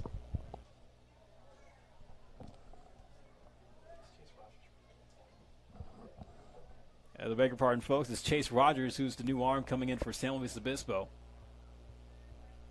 Ethan Jackson ahead 1-0. He's going to foul it at the plate.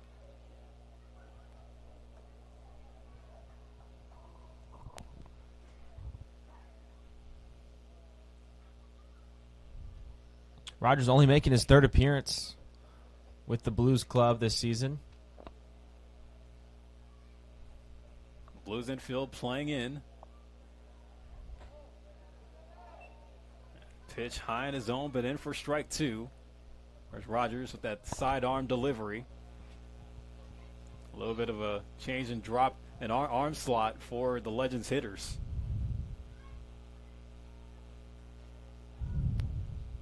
1-2, miss low and in. Good block by Spears, making sure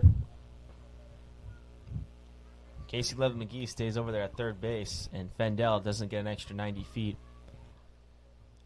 Because now you're trying to put a cap on how much the Legends take the lead here. And that one hits Jackson. That's going to load up the bases. So Dean Traynor, who's had to make a few calls to the bullpen in this inning, maybe regretting the decision to have pulled Moose Cuellar out of the game when he was rock steady. Yeah, the bullpen hasn't picked up the pace as Cuellar did through the first 5 innings of this game. I mean, he was really a headache to face. And the Legend, he was just doing a great job mixing up his pitches, and a big strikeout guy, too, which the Blues, with just one out and the bases loaded, are going to need one here. Either that or a ground ball. Yeah, well, here's a guy that's due for a big hit. Mason Griffin, 0 for 3 on the game. Swing and a miss at the first pitch. Yeah, Mason Griffin tried to give the Legends double digits on just one swing of the bat right there. Don't love this defense here from the Blues. Their corners are playing on the infield grass, while Murillo and Gonzalez, the middle infielders, are in between. Not necessarily double play depth. And Griffin can't seem to lay off on the junk. Already down at 0-2. Yeah, just trying to do too much. Down 0-2 now. You just got to fight, try and put something in play. Let's see where Rogers goes here. It's low, but Griffin lays off. You have Levitt McGee at third, Findell at second, and Jackson at first. Bases loaded here with one out.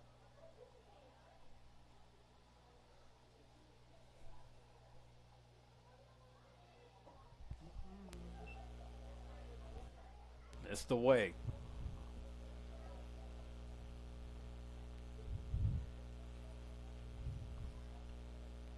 Rogers has now he's got to challenge Griffin here.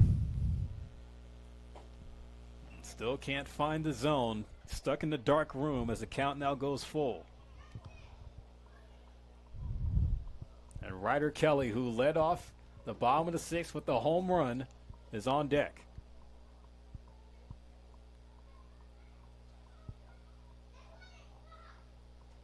Payoff pitch. And Griffin's gonna win the duel against Rogers, as that will bring home Levitt McGee on the base on balls to now make it a 6-4 lead for the Legends.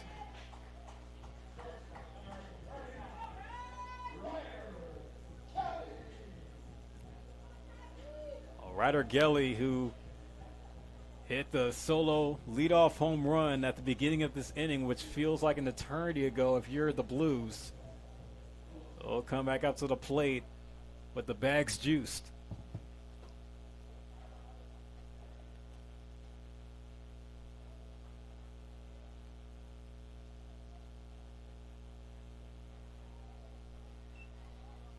Chase Rogers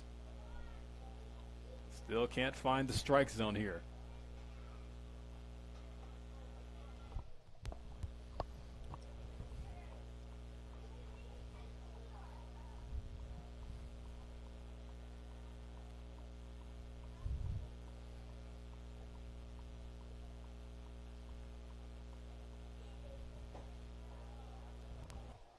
Wanted to get that one, but doesn't get the call from Steve Leary.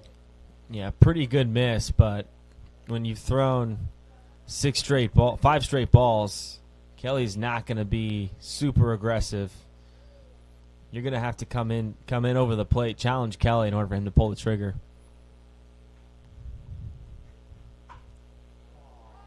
Just got under that one, pops it out to second. Diego no. Gonzalez almost loses it, but recovers. Get the second out. Yeah, Chase Rogers is hard to skip the beat there for a second. But job well done. Gets an unproductive out. No one advances, no one scores. So the bases do remain loaded, but still danger in front of Chase Rogers with Ryan Duran, solid gap hitter, coming up to the plate. And he's going to wear that one like it's nothing. Takes it on the thigh. So a hit by pitch will bring across another as Findell will come on home. It's now a 3-run advantage for Menlo Park. That was a take it for the team 100% by Ryan Duran. I think he's going to have a little bit of regret after that. But it looks like we've got yet another pitching change here. Yeah, it looks like Dean Traynor, he's running out of ideas, just trying to throw the kitchen sink at Menlo Park here as he'll make his third call to the pin on the night, as this will be the fourth reliever that we'll see come into the game for San Luis Obispo. We'll give you the rundown of the new arm as the Legends have put up 6 runs here in the bottom of the 6th. As we'll take a break from Palo Alto.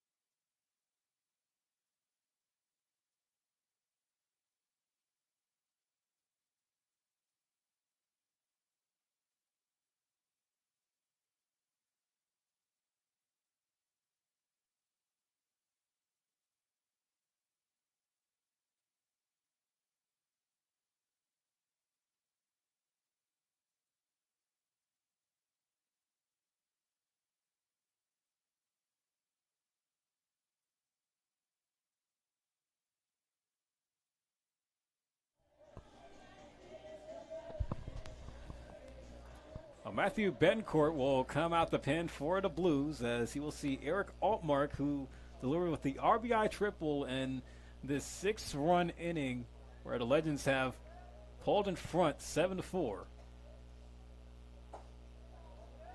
First pitch fastball on the corner for strike one. Matthew Betancourt out of Visalia sends Fresno Pacific.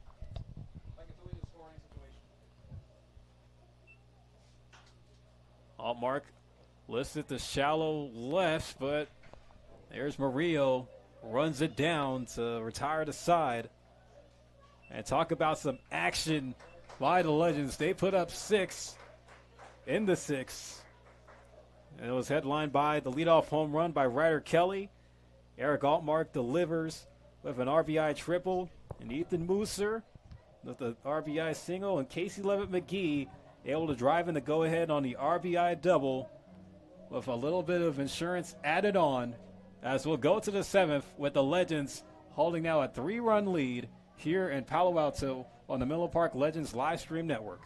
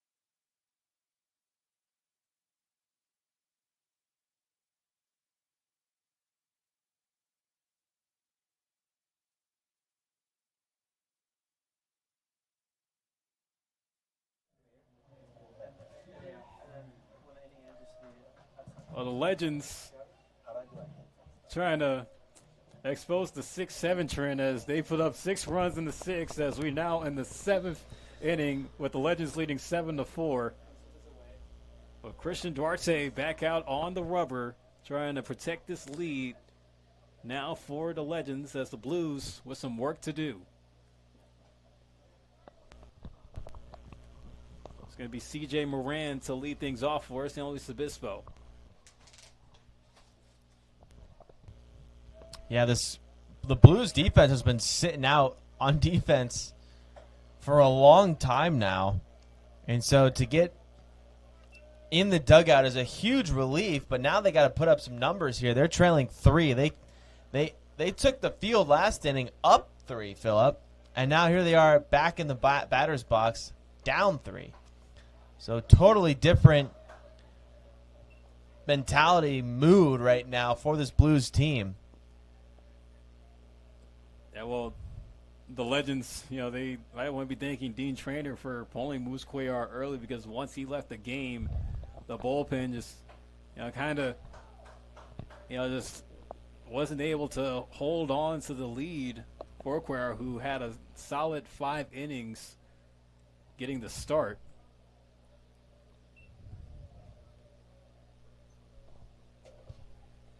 That was now 2-2 on Moran.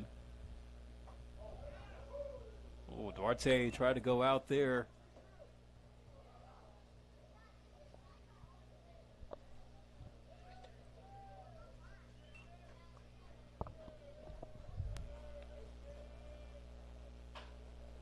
Hit hard and in the left field. A leadoff knock for the Blues.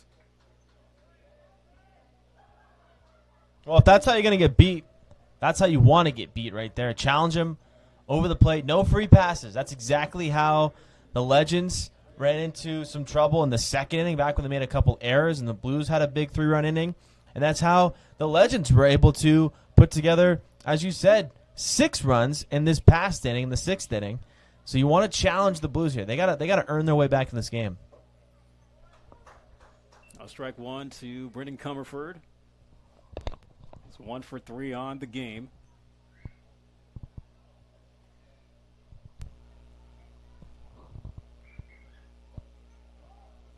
Thought about it. They check for an appeal, but they say no.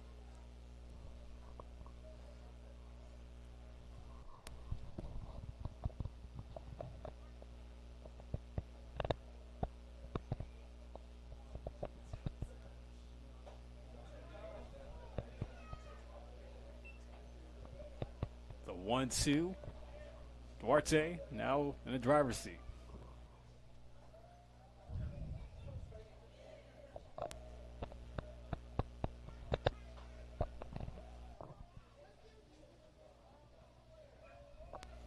Past relief appearances here at Baylands, we've seen Duarte get comfortable early, kind of the opposite of what you typically see an arm do when coming into a game.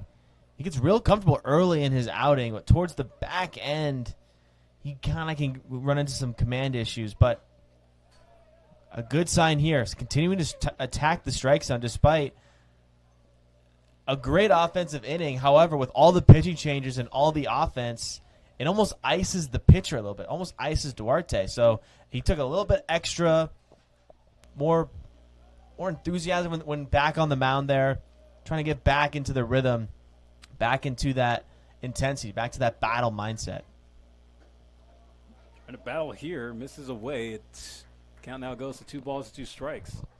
And even with the 4 runs put up in this game for San Luis Obispo, they're only 1 for 9 with runners in scoring position and 3 for 13 with runners on base. Bounced over near the third base. Coach's box. Foul ball. Comerford stays in the fight.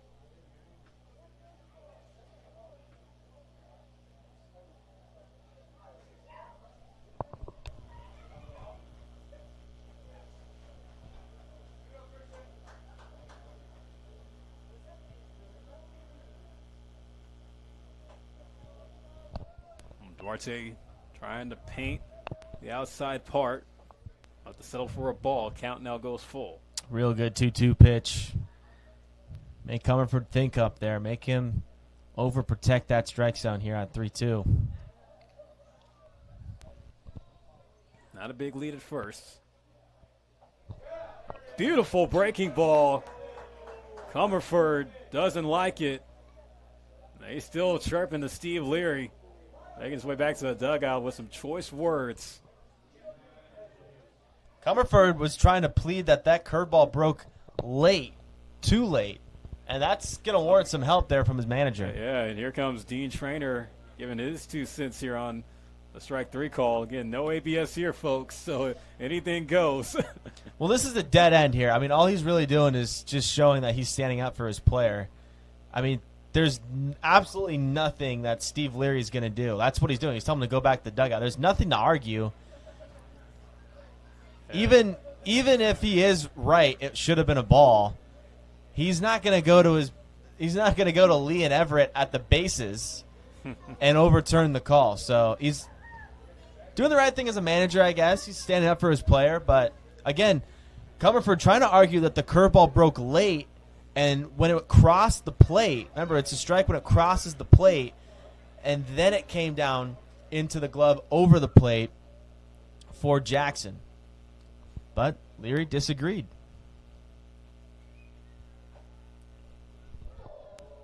Foul ball at the plate. This is going to be Kyle Becker's turn. And, hey, you know, Dean Traynor, especially just knowing where the Blues stand right now, trying to stay in the hunt, you know, they don't want to give away these kind of games. And I know with Dean Traynor's history with the competitive fire that he has as a manager, you know, he'll do everything he can, like you said, Spencer, to back his players. Throw down to second. Jackson's throw was on target, but not in time. Moran gets in with the stolen base.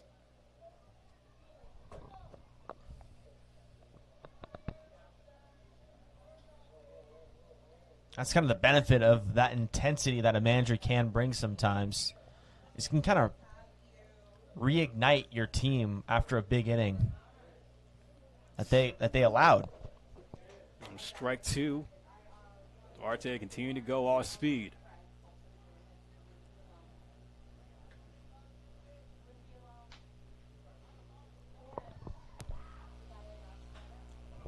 That was turned and hit down the right field line. A long run for Musser, but not able to get there in time, but it lands foul.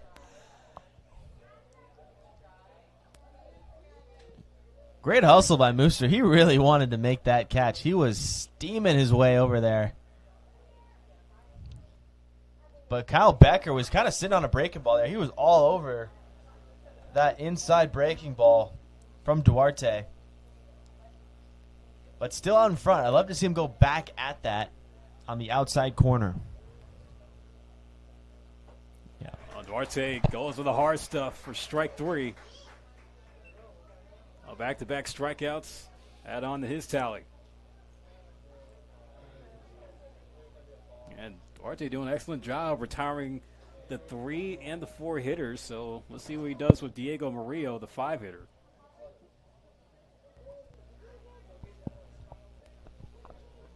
It's been the key for tonight for these arms, mixing their pitches. And that one's going to hit Murillo. So he'll take his base.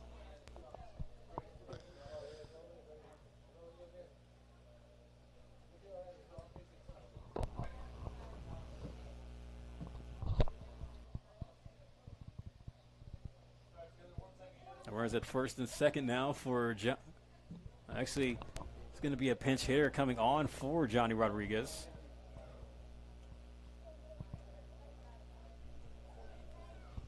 They want that right-handed bat against the lefty arm of Duarte. Rodriguez being a left-handed hitter. You want to try and get the best matchup possible here with the chance to at least claw back into this one and make this game a little bit more within reach as we get into the 8th and 9th inning here. Yeah, that's actually going to be Miles Mader coming on to pinch hit in the spot of Johnny Rodriguez. First pitch to him in for strike 1. So Dean Trainer making a call off the Chargers, see what Miles Mader can do here. Try to cut into this 3-run deficit.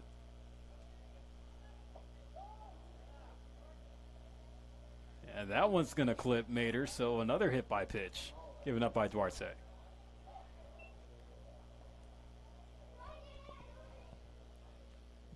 And this is really what you wanted to avoid. Free bases, more opportunity for the Blues to try and counter the big inning. Oh, now Mader becomes the tying run to reach base with Parker Cristal now up to hit. Still no runs across this inning, though, so nothing hurt. It's probably a little chat. Yeah, we'll be a mound visit here. Yeah, but the Legends, they knew coming into this game against the best team in the CCL, especially with a team that they haven't had much success against all summer. They want to, get the monkey off their back against San Luis Obispo. Yeah, they want to have some fight here. A couple games in slow, a little uncompetitive, and the Blues just purely dominated through 9 innings. A little bit of a change of story when they came back here in Baylands, but still, this is a much different tone of the game with the big inning, showing some dominance, not pushing over after a little bit of a chaotic second inning too. So. This is a different feel of a game here, and you can tell the Legends a little bit more urgent to show that they can play with the big boys in the CCL. That the Blues, they weren't gonna just roll over. They want to stay in this fight. They want to stack up these wins before it comes playoff time. Duarte starts off Cristal with strike 1. Here's that outside corner that Leary has been all pitcher, and I think you're hearing some noise over there from that third base dugout as well from that. Yeah, they're trying to get amped up. No, it's a big spot here. Cristal up with the bases loaded. Cincinnati's defense is going to play pretty straight up here for Cristal. He's over 2 on the game with a strikeout.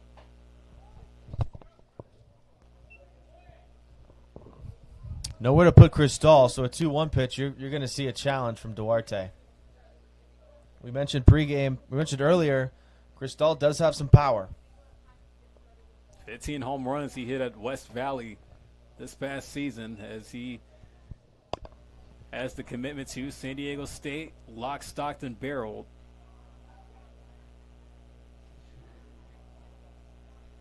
It's another program getting ready to transition into the Pac-12. A lot of programs are going to be saying that. 2-2 missed away. Count now full on Cristal. Not a bad idea to backdoor a little off speed, try and fool Cristal, but uncompetitive. And that risk now really puts pressure on Duarte to throw a strike here. Otherwise, it's a free run for the Blues. We'll see who wins the duel here between Duarte and Cristal. The 3-2. Cristal works the walk and will bring in a run to make it now a 7-5 game.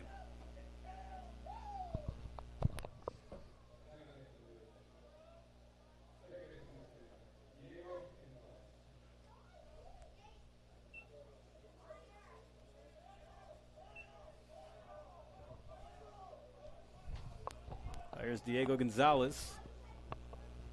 Had a hard hit RBI double his last time, and that one goes behind him and goes to the backstop, as that will bring across Murillo.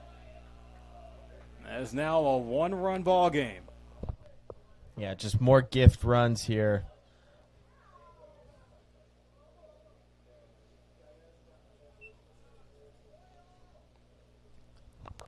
So that now moves the tying run over to third. So Mater is able to advance, and Cristal is the go-ahead now at second. 2-0 now on Diego Gonzalez.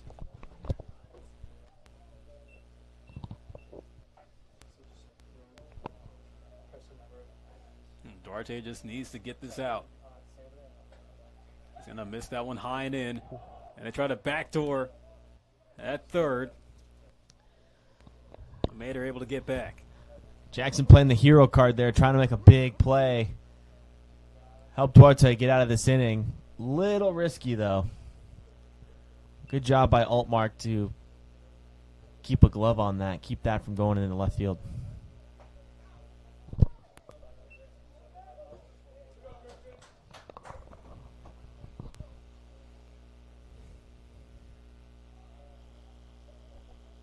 Lights starting to come to full effect here in Palo Alto.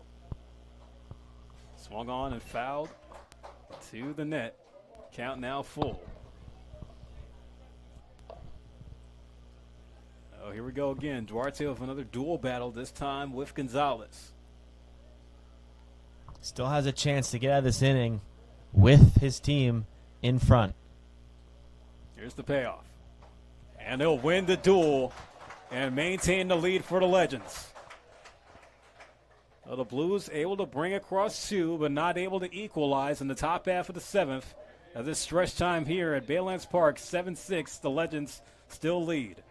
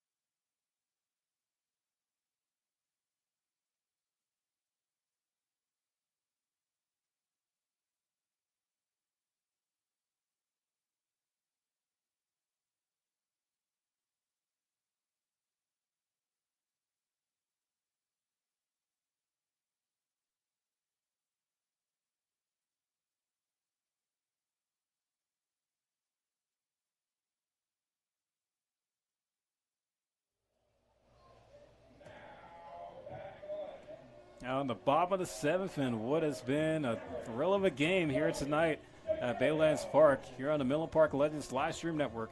Philip Hall on the call, alongside with Spencer Tracy.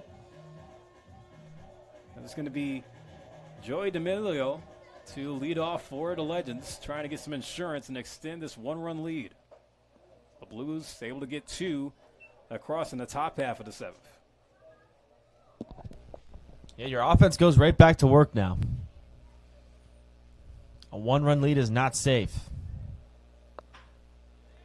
That one's hit hard and past the glove of Murillo in the left field. Leadoff knock goes for Joey D'Amelio.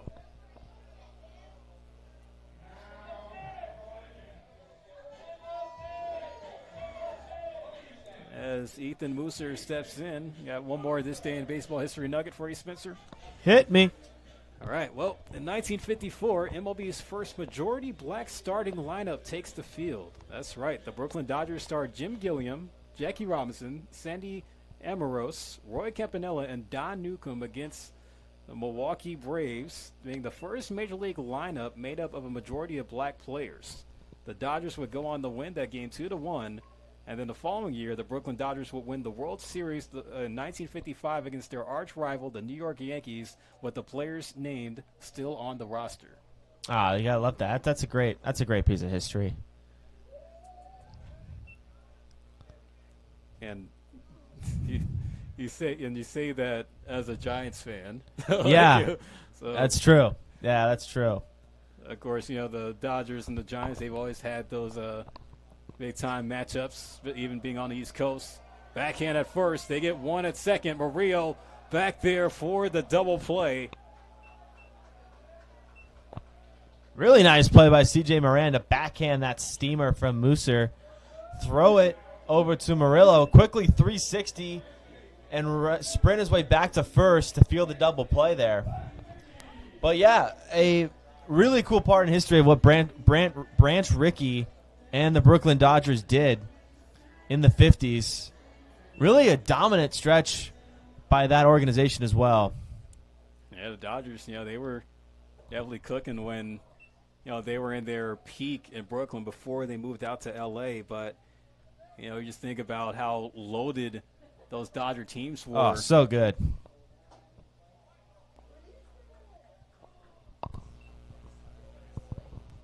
And I just even think too of where baseball was starting to go with the integration being a part of it.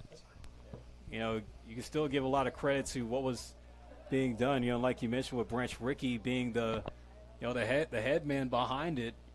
Being the one to break the mold and being successful at doing it. Just goes to show hey, the possibilities that were done during that time. Casey Levitt McGee. Hard hit to right, just falls in front of Chris Dahl. He's on with a base hit. Man, Parker Chris Dahl almost spent the next 15 seconds chasing that ball to the fence as he went all in to try and make a third diving grab, but couldn't get there in time and then pivoted to a shortstop pick. Off that thick grass is not easy, but he managed to do it and save 2 extra bases. Casey Levitt McGee with a second hit on the night. He hit the go-ahead RBI double to get the Legends to lead in that comeback effort back in the 6th. Isaac Vendel's turn now. There's a move by Betancourt. Keeps a close eye on Levitt McGee.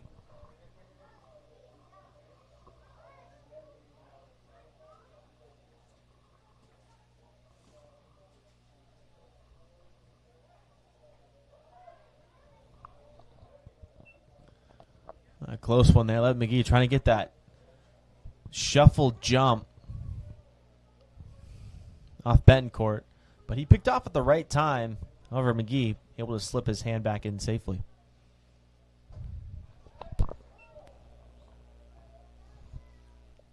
Strike 2 on Findell. 1 for 2 with an RBI. Also a stolen base after reaching base on a walk. And he's going to bounce that one back up the middle. Gonzalez cuts across. and gets the throw to first in time to retire the side. 2 hits, but the runner left on for the Legends as not able to get anything going in the bottom half of the 7th. We'll go to the 8th, still 7-6 here in Palo Alto.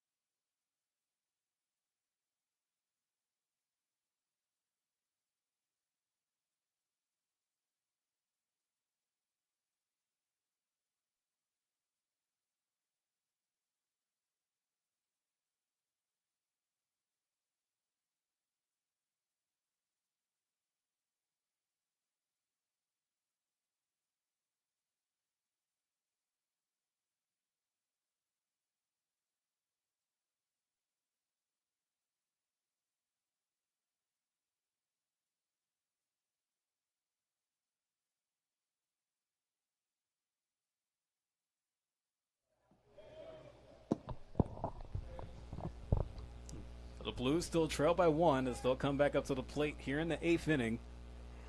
Kevin Spear will lead off. As now in the game, the pitch for the Legends, it's Moises Reyes. 6'2", 230, righty, product of Hartnell College.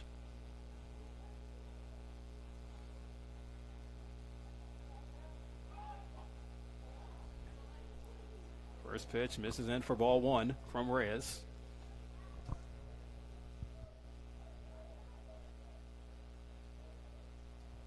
Really love that idea of a surprise bunt with Altmark playing way behind the dirt, trying to set the table for the top of the order. Trying to show a bunt there, but misses. Count at 1-1.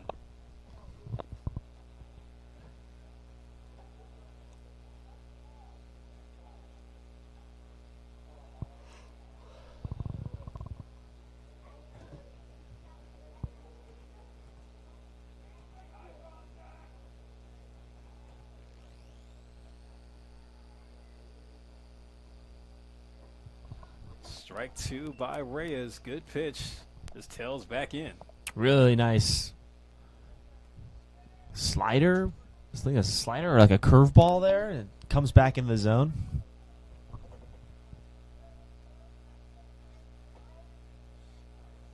Reyes will set up for the 1-2. Once bounced and missed.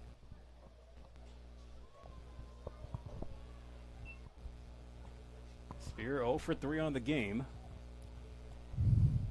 One time he reached was on an error. Happened all the way back in the 2nd.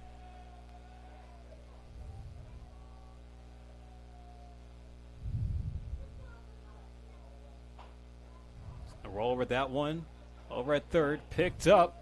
A nice scoop at first by Levin McGee. Great team play there. Altmark making the running throw. Knew he had to hurry. And a terrific scoop by Casey Levin McGee to seal the out. Now back to the top with Cesar Chavez. I'll give you the updated out-of-town scoreboard. Some games have gone final across the CCL tonight. The Stoppers winning 9-7 over the Crawdads. Then the Caneo Oaks get the 11-6 win over the Academy Barons in Ventura. And the Foresters able to rout against the Santa Maria Indians 14-2 in Santa Barbara. You have the Philippines baseball group up 6-2 against the Arroyo Seco Saints in the top of the 8th. And the Bombers of San Diego up 3-2 on Orange County Riptide. That game in the top of the 5th in Irvine. The 0-1. Swung on and hit foul out of play.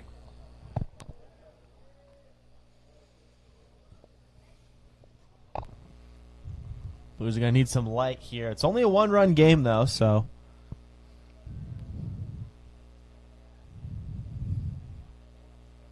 The Legends are going to run it back tomorrow. They'll go on the road to Alameda to see the Merchants at 3 o'clock.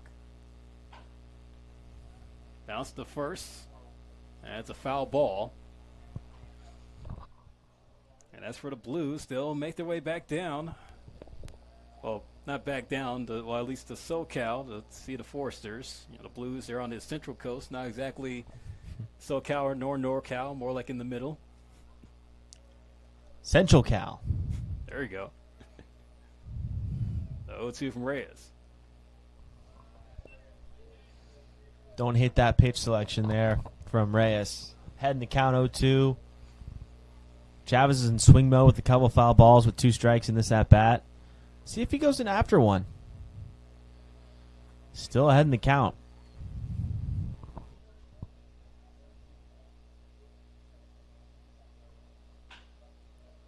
Line and pass Kelly and the left center field for a single.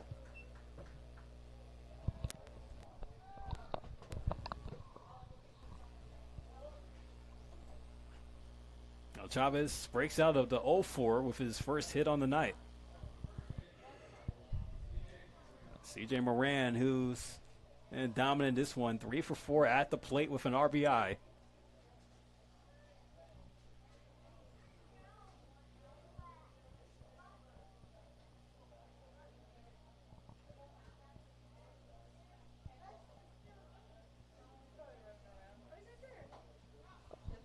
Strike one, and from Reyes.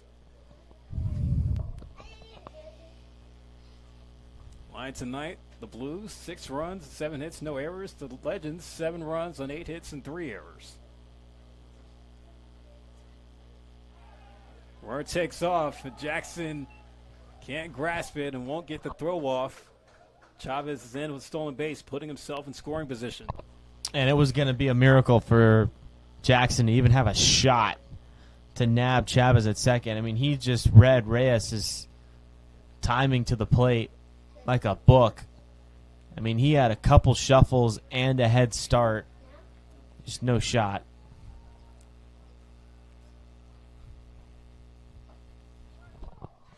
Get that one in for strike 2. And yeah, Reyes does have a slow delivery from the stretch.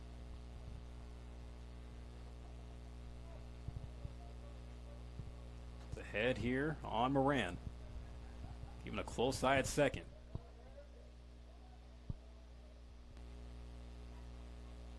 Allen bounces away from Jackson. That allows Chavez to move to third. The tying run for San Luis Obispo just 90 feet away. That just shows you how important base running is for a team. And you think about it, hard hit single, 1 out. I mean, the next guy's at bat isn't even done, and just like that, Chavez has been able to move himself into scoring position, but also 90 feet away. It just shows you. I mean, people think about pitching, contact, power. You know, where do these teams stand? Base running is how you can come back and win games this late, 1-run games this late. Now the spot becomes a little bit bigger here for Moran. Count at 2-2 on him.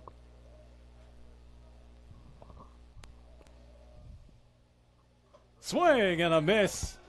They'll put Moran down for the second out. Big strikeout. Huge strikeout by Reyes. Job is not finished, though. The infield gets to relax, goes back to the edge of the dirt. But they're going to have to face one of the better Blues hitters in Brendan Comerford. That's right.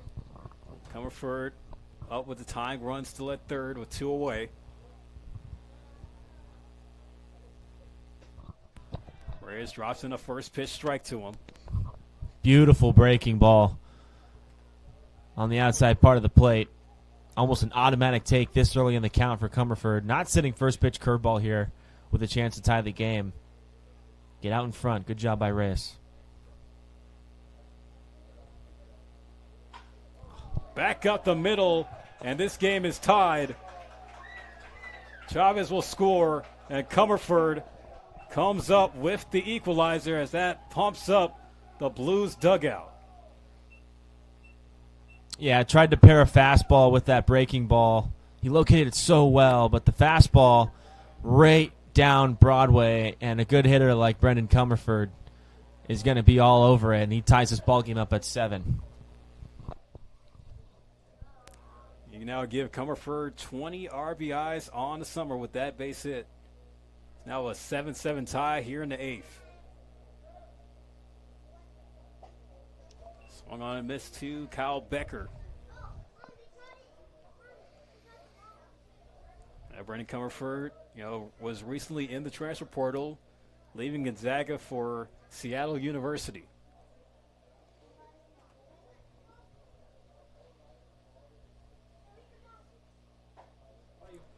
Strike 2, Reyes puts it past him.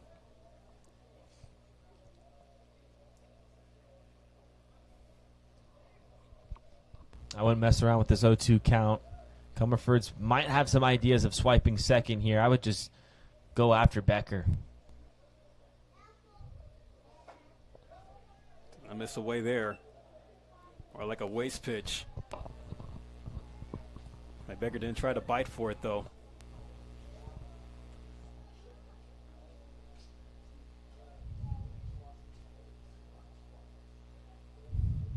The 1-2 coming.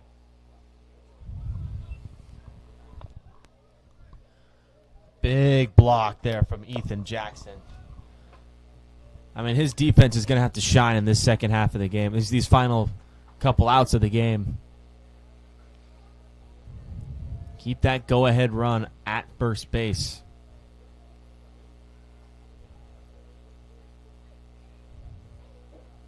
Raises 2-2. Swung on, popped foul to play.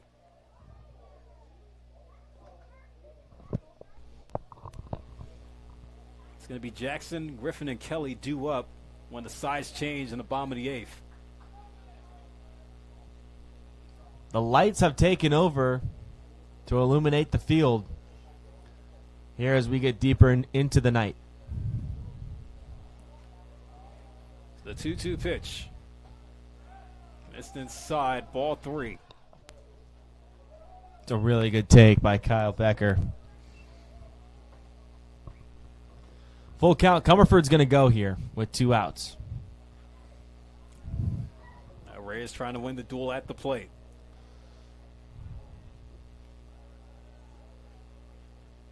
Payoff pitch. Swing and a miss. Reyes maintains the tie for the Legends. They're going to have to work to get the run back, but Brendan Comerford with the equalizer in the top half of the 8th to make it a 7-7 game as we go to the 8th inning here in Palo Alto.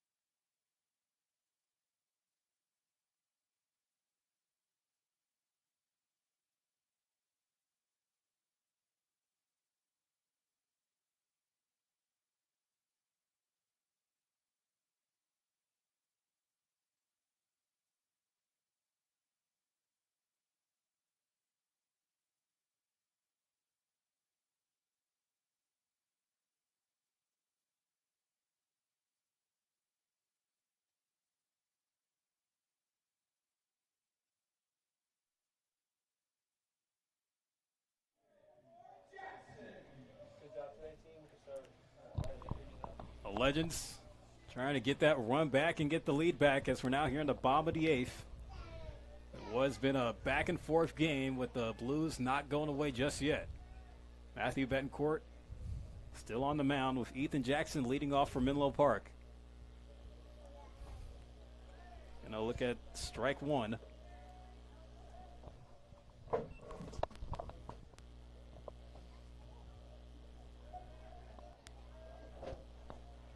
Betancourt working fast here. Already ahead at 0-2.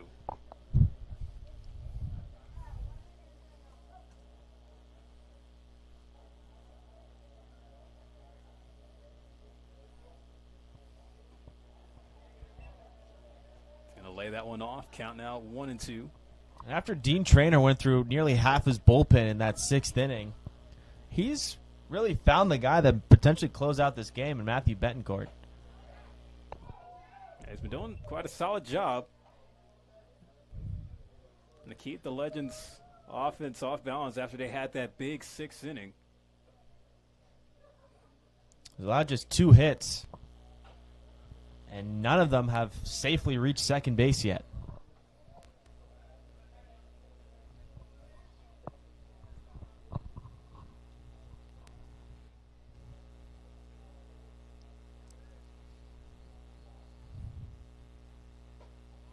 Swung on and missed by Jackson. He'll go down on strikes.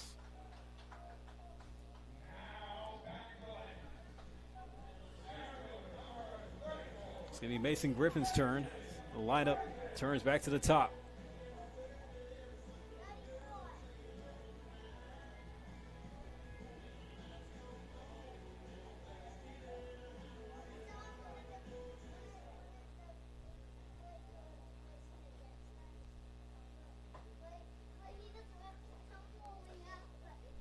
Griffin's 0 for 3. Does have an RBI on a walk.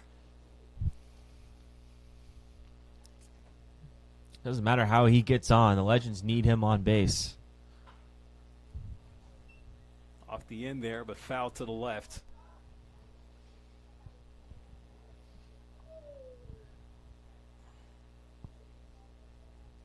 This is where guys make the big paychecks. Moments like these, tie game, 8th inning. Been able to get a piece there, loose it to shallow center field. Chavez makes the catch on the dive. I mean, the talent is just right in front of your eyes. You don't have to ask a lot of questions. I mean, the Blues, what have they done tonight? Good start, great starting pitching.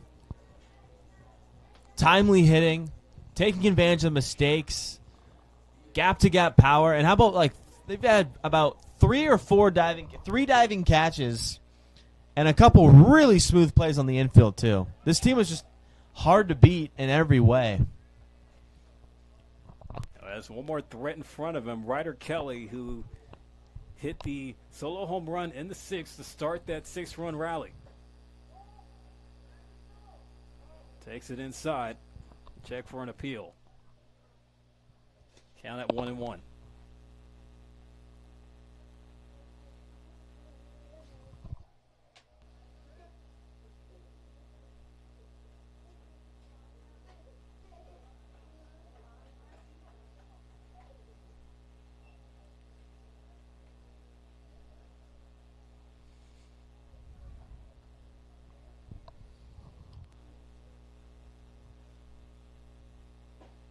Swing and a miss on the 2-1.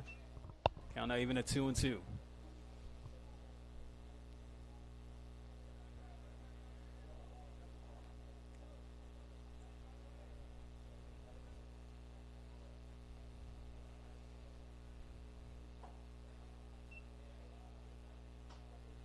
This there at 3-2, and now for Kelly.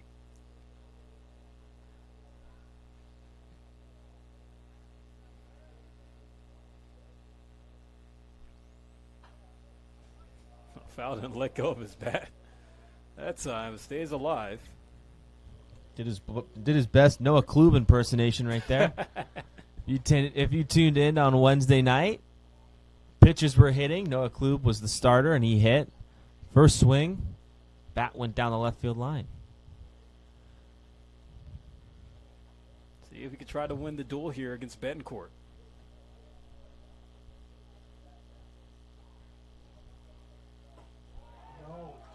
On the corner, strike 3. Kelly goes down looking to end the bottom of the 8th. So the game remains tied as we go to the 9th. Blues trying to go for the lead here. Murillo, Mater, and Cristal due up when we come back.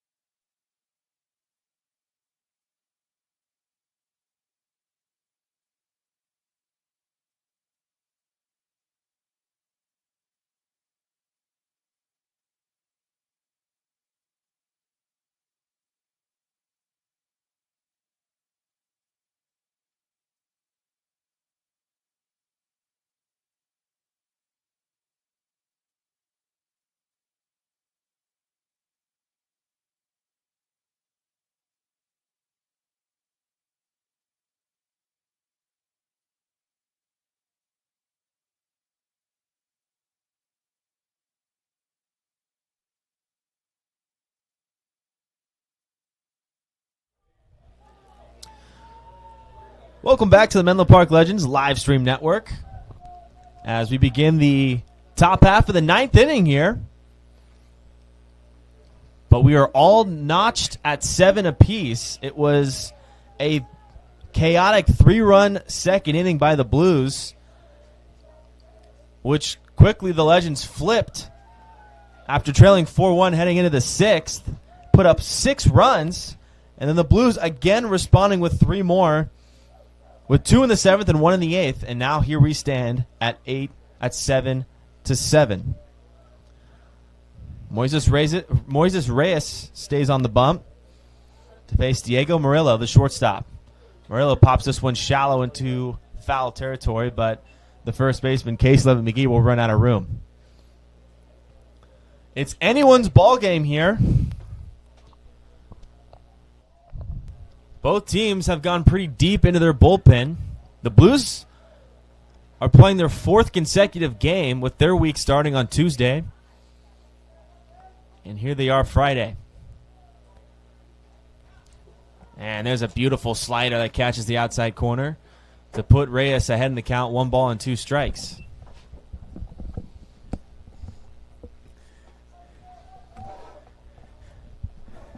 Next spot coming up. Reyes ahead at 1-2.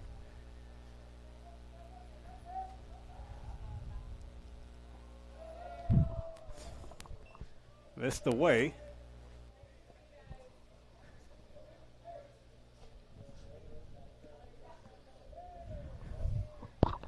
Good spot there by Reyes, trying to get Murillo to chase. But in a tie game like this, the first out is the most important out. Murillo fights it off. Tried to go for it. And I want Moises Reyes trying to hold it down here in the later innings. Yeah, absolutely. Yet to record his first hit of the game, but has managed to score twice. Miles Medor waits patiently on deck. Missed low and in. Count now goes full. So Reyes trying to battle here. Trying to go for his 3rd K. How would you know, Spencer? The Blues are still hungry at the plate. Game is within reach. 3-2 on the way. Now let's bounce back up the middle. Findell cuts across backhand, throw on the run, but late. Murillo, who was jetting out the box there, able to outbeat Findell's throw for the infield single. Yeah, nothing Findell can really do there. That one's taking him away from first base. It's going to have to be a Kobe Bryant fadeaway throw across his body in order to get Murillo, who runs well in the high chopper, just really no shot. But now it becomes situational baseball. Who can execute their situation better? And that's going to decide who gets to put an extra point in their win column. Miles Mador, who pinch hit for Johnny Rodriguez in the DA spot, comes up, goes after it, and it gets under the glove of Kelly in the center field. Murillo slides in at third. The Blues making instant noise in the ninth inning with back-to-back singles. And just like that, the go-ahead run is 90 feet away. And some even more damage this inning awaits with nobody out. It's going to be Parker Cristal. Do the hit. Very dangerous hitter at the plate. Reyes sure will take a ground ball double play and sacrifice that run to get 2 outs. Cristal is 0 for 2 on the night with an RBI and a strikeout.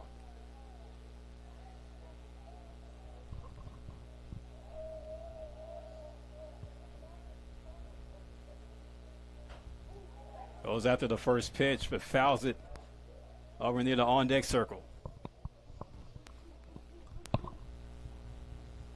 Someone's going to have to be the hero tonight. Whether they're wearing blue or green is yet to be told.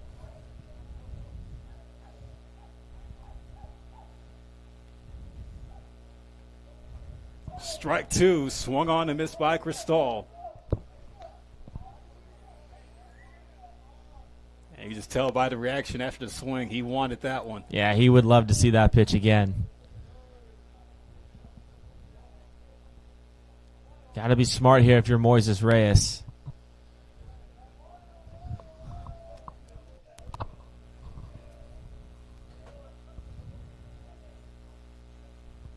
The 0-2 pitch.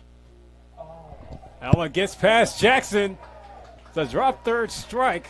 Cristal takes off, and Murillo comes in to score, and the Blues take the lead 8-7 in the ninth.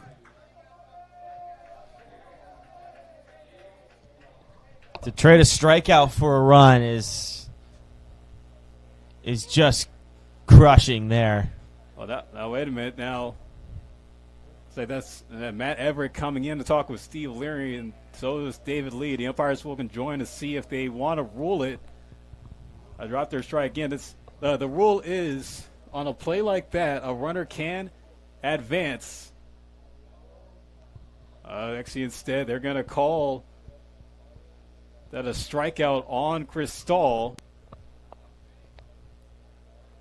That's right. You can't advance on a drop third strike when there's a force. They're needed. You can't have Mador at first base there. That eliminates the drop third potential. If Mador was at second and first base was vacant, then yes, you could. The drop third strike is in play. But with the force play at first, you cannot have a drop third strike. Yeah, but even with that pitch, it was still a pass ball, which does allow Murillo to score. Correct. With the Blues now leading 8-7. Oh yes, like Cristal does strike out, looking at the plate, but since the pitch did go behind Jackson, still was a live ball that allowed Murillo to come in from third. One out here, Diego Gonzalez. Trying to add on now to the one-run lead.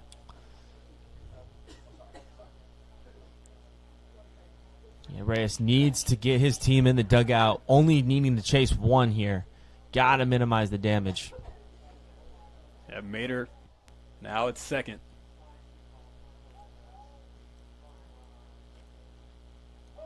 A 1-1-2 Gonzalez.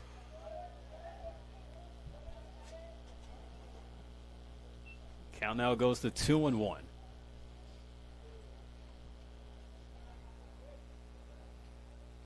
Ethan Jackson's going to have to work real hard this inning. Can't give up any more free 90s. And just know that he's shaking his head after, letting, a pitch right across the plate go past him the way it did.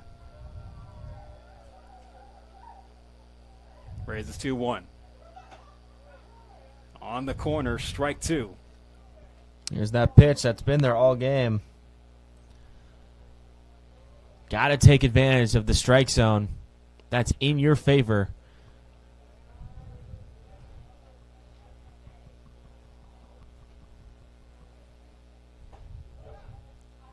Reyes doesn't get it there from Steve Leary, so the count now goes full. A questionable call there, I'm sure.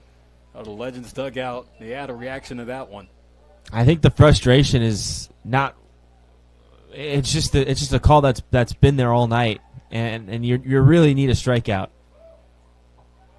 And he misses inside and walks him.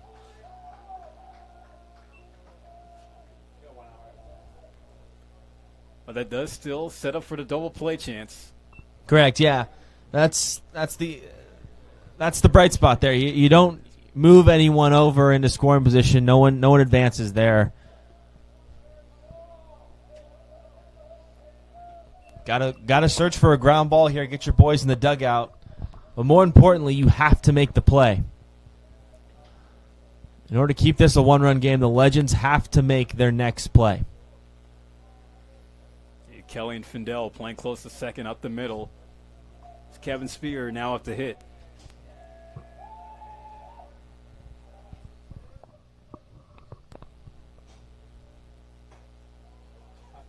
Jackson tried to frame it in, but it's going to be a ball.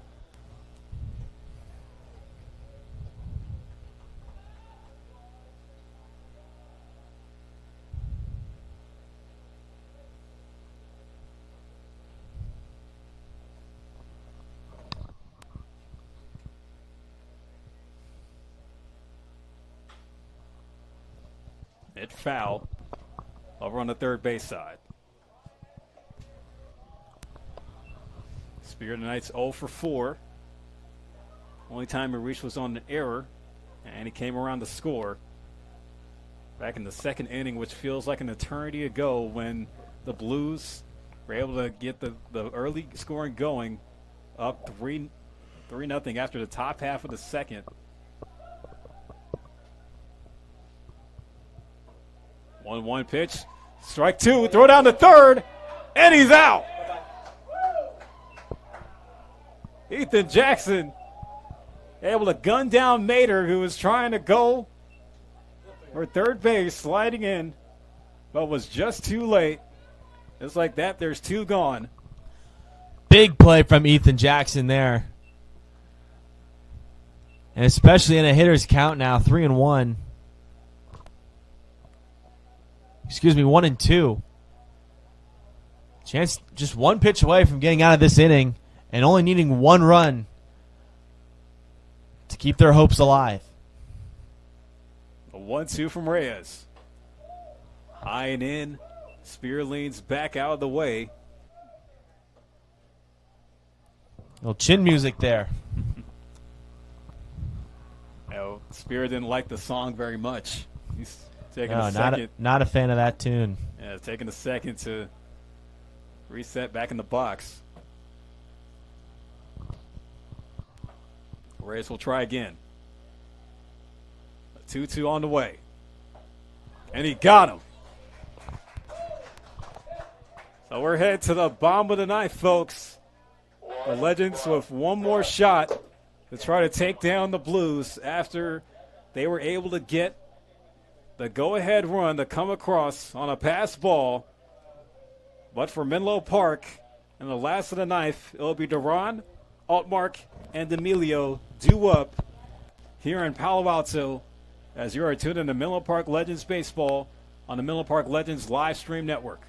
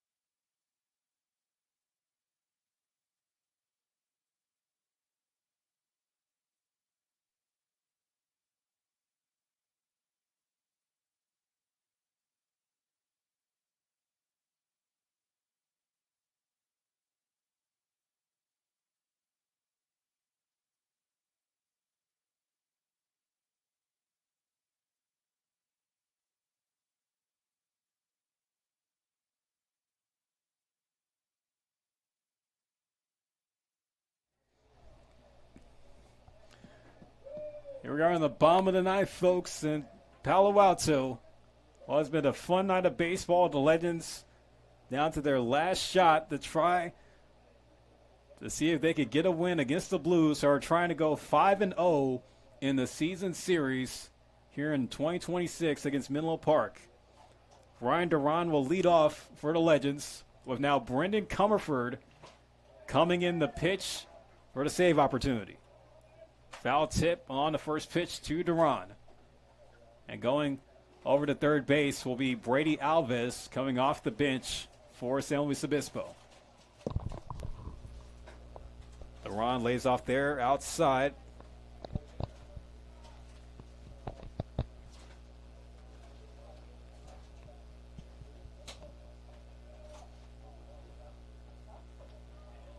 Breaking ball misses low.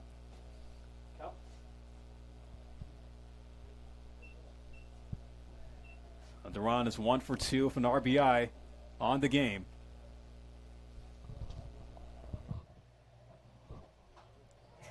Got a piece there, but was jammed. Count now goes to 2-2 for Duran. Quite an interesting call here by Dean Trainer, as Spencer having a position player come in to try to get the last 3 outs. A lot of confidence in Comerford to finish this game, because if it's tied, he's going to be short arms. Strike 3 called. He'll put Duran down with the backwards K to open up the bottom of the ninth.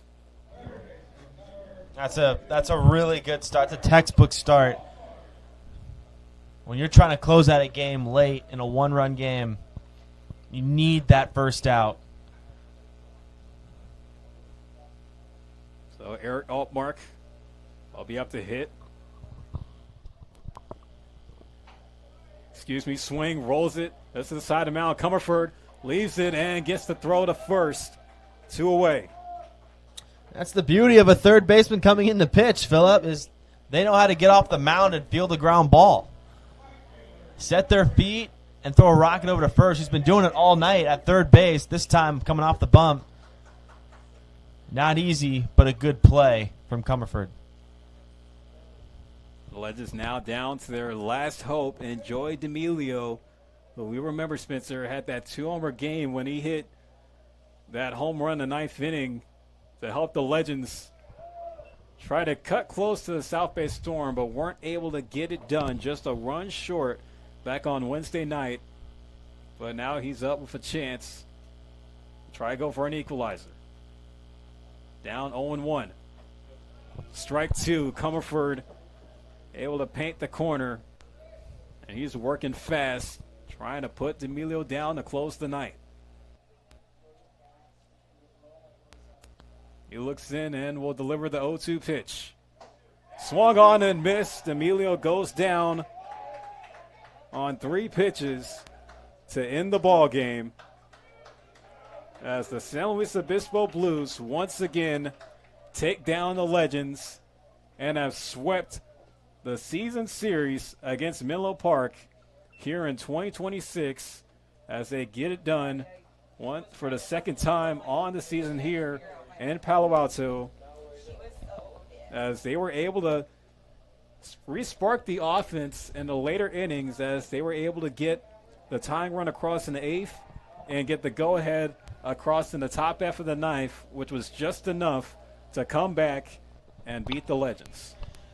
Yeah, the Legends, a tough way to end this season series against the Blues, right? It started off rough, but you really came a long way. This team was really kind of getting better throughout the year, right? They started off 1-7 and then really kind of found a groove over a 15-game stretch, and they thought they did put their best self out there against this really good Blues team, taking it all the way to the 9th inning.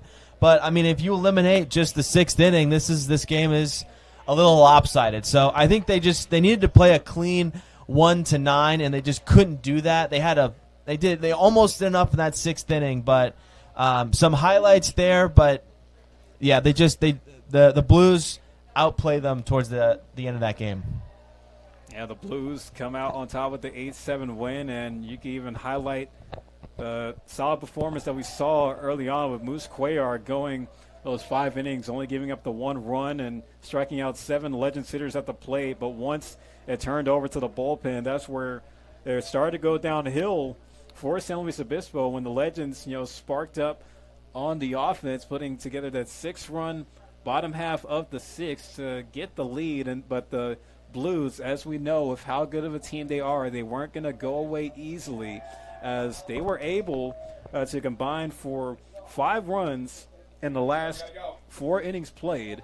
And you could just see, what kind of fight is in this team, especially just knowing that Dean Traynor is trying to get the Blues to a CCL title, and they have shown time and time again this summer why they are the top dog to look out for down the stretch.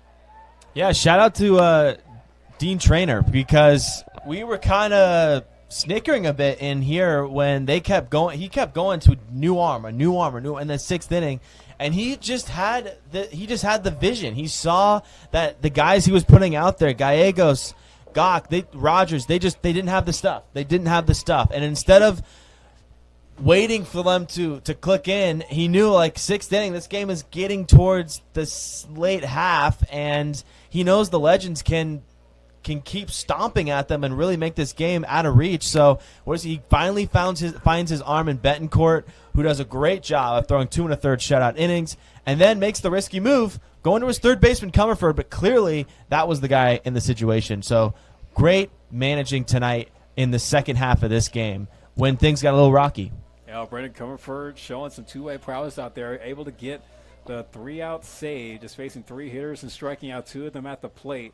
But, you think about the offensive side, too. C.J. Moran, he's considered to be the offensive player of the game for the Blues, going 3 for 5 at the plate with an RBI and a run scored in his tally. But, there was just moments in this game where it felt like the Legends were, going to, stick to their guns and, try to hold San Luis Obispo quiet. But, as mentioned, this fight in this team just goes to show. But for the Legends, we recall back to that bottom of the 6th where they had the 6-run inning. It was just like, tally after tally, clutch hits coming at the right time, but it just wasn't enough to, hold off the Blues. And, this game had just about everything, Spencer. We saw early where the defensive mistakes, piled up for the Legends, for the Blues to get the advantage. We saw solid pitching from the bullpen on the Legends side. Noah Klub, who had those 3 scoreless innings on the mound, and even Moises Reyes trying to do what he can to hold off the Blues, but just wasn't enough in the end. But I mean, sometimes in this baseball where you feel like that the game is going to go your way. You feel like with a team that you've struggled with all summer, you're going to get the monkey off your back, but it just wasn't enough in the end. Yeah, they had some hope, right? They got off to a tough third inning where they were making mistakes. Only gave up 3 runs, right? Very, very much doable to come back from that. But, I mean, how about Moose? Moose Clare, he was tremendous on the bump, right? I mean, you felt his presence being removed after the 5th inning when he only allowed 1 run. Just really dominant stuff, mixing it up. But the Legends offense, credit to them, sticking into the game, knowing that it's a 9-inning game, it's not a 5-inning game, and hopping on the bullpen, putting up 6 in that 6th inning. But, again, couldn't score in the 7th, 8th, or 9th, made it tough, and that was where they ran into some trouble. So, shout out to Matthew Betancourt for really dominating there. And then the offense, who went quiet against Klub, showed some struggles early against Duarte, but then eventually figured him out, and were able to hop on Moises Reyes when the time came to it. So, it just shows this team, the Blues, just the better team tonight. The Blues, they wrap up their 3-game road trip here in the Bay Area, going 2 out of 3, getting the back-to-back wins last night against the Crawdads, tonight against the Legends, dropping the opening game of this 3-game road trip in Alameda against the Merchants, but, able to break out of that losing streak that they were on and able to fight their way back into the mold, like with their 2nd straight 1-run victory at that, believe it or not. And with this win tonight, the Blues jump right back in first place in the CCL North by percentage, going now 27-12 as they're trying to find a way to pull away from the Crawdads, who are trying to hang with them as far as percentage. But overall, all summer, the Blues have played more games in league play, but the Crawdads, they continue to stay in that mix. But right now, the top 3 teams in the CCL North, all with 20 or more wins, the Blues, Crawdads, and the Stompers holding down the top 3 spots, as the Blues will head down to SoCal to see the Santa Barbara Foresters. But as for the Legends, who dropped their 2nd straight in league play, they're going to try to bounce back tomorrow on the road against the Merchants. But that's going to wrap things up for us here in Palo Alto tonight. The final line in this one, the Blues score 8 runs on 10 hits, no errors. The Legends, 7 runs on 8 hits and 3 errors. And an 8-7 win with the Blues sweeping the season series, going 5-0 against Menlo Park here on the summer. Any final thoughts, Spencer? Man, it was really fun to watch these 2 teams go at it and to see the Blues talent. I mean, this is a really cool organization. They've been doing it for so many decades at the CCL, in the CCL League.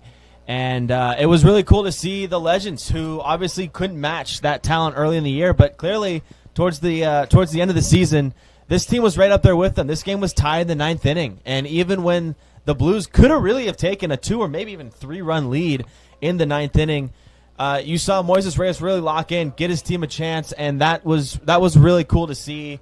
And there was a lot of fun plays tonight, as you mentioned. We saw some defense, we saw some base running, and we saw some clutch hitting.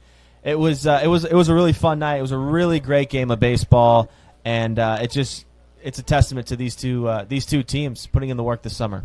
That's for sure. Well, when we come back here at Baylands Park, it will be the final 2 home games of the summer, as well as also the final 2 broadcasts that we are going to have here on the Menlo Park Legends live stream network. As the next time that you'll hear me and Spencer, it will be on Tuesday night when we welcome back the Crawdads here to Palo Alto. So make sure to tune in with us on the Menlo Park Legends live stream network. And also the last home game of the season, we will be welcoming the Sonoma Stompers next on Wednesday, as well as also at 6 o'clock here in Palo Alto. But alongside my partner, Spencer Tracy, this is Philip Hall on the call. Thanking you so much for tuning into tonight's coverage of California Collegiate League Friday Night Baseball here on the Menlo Park Legends live stream network. As we say so long and good night from Palo Alto.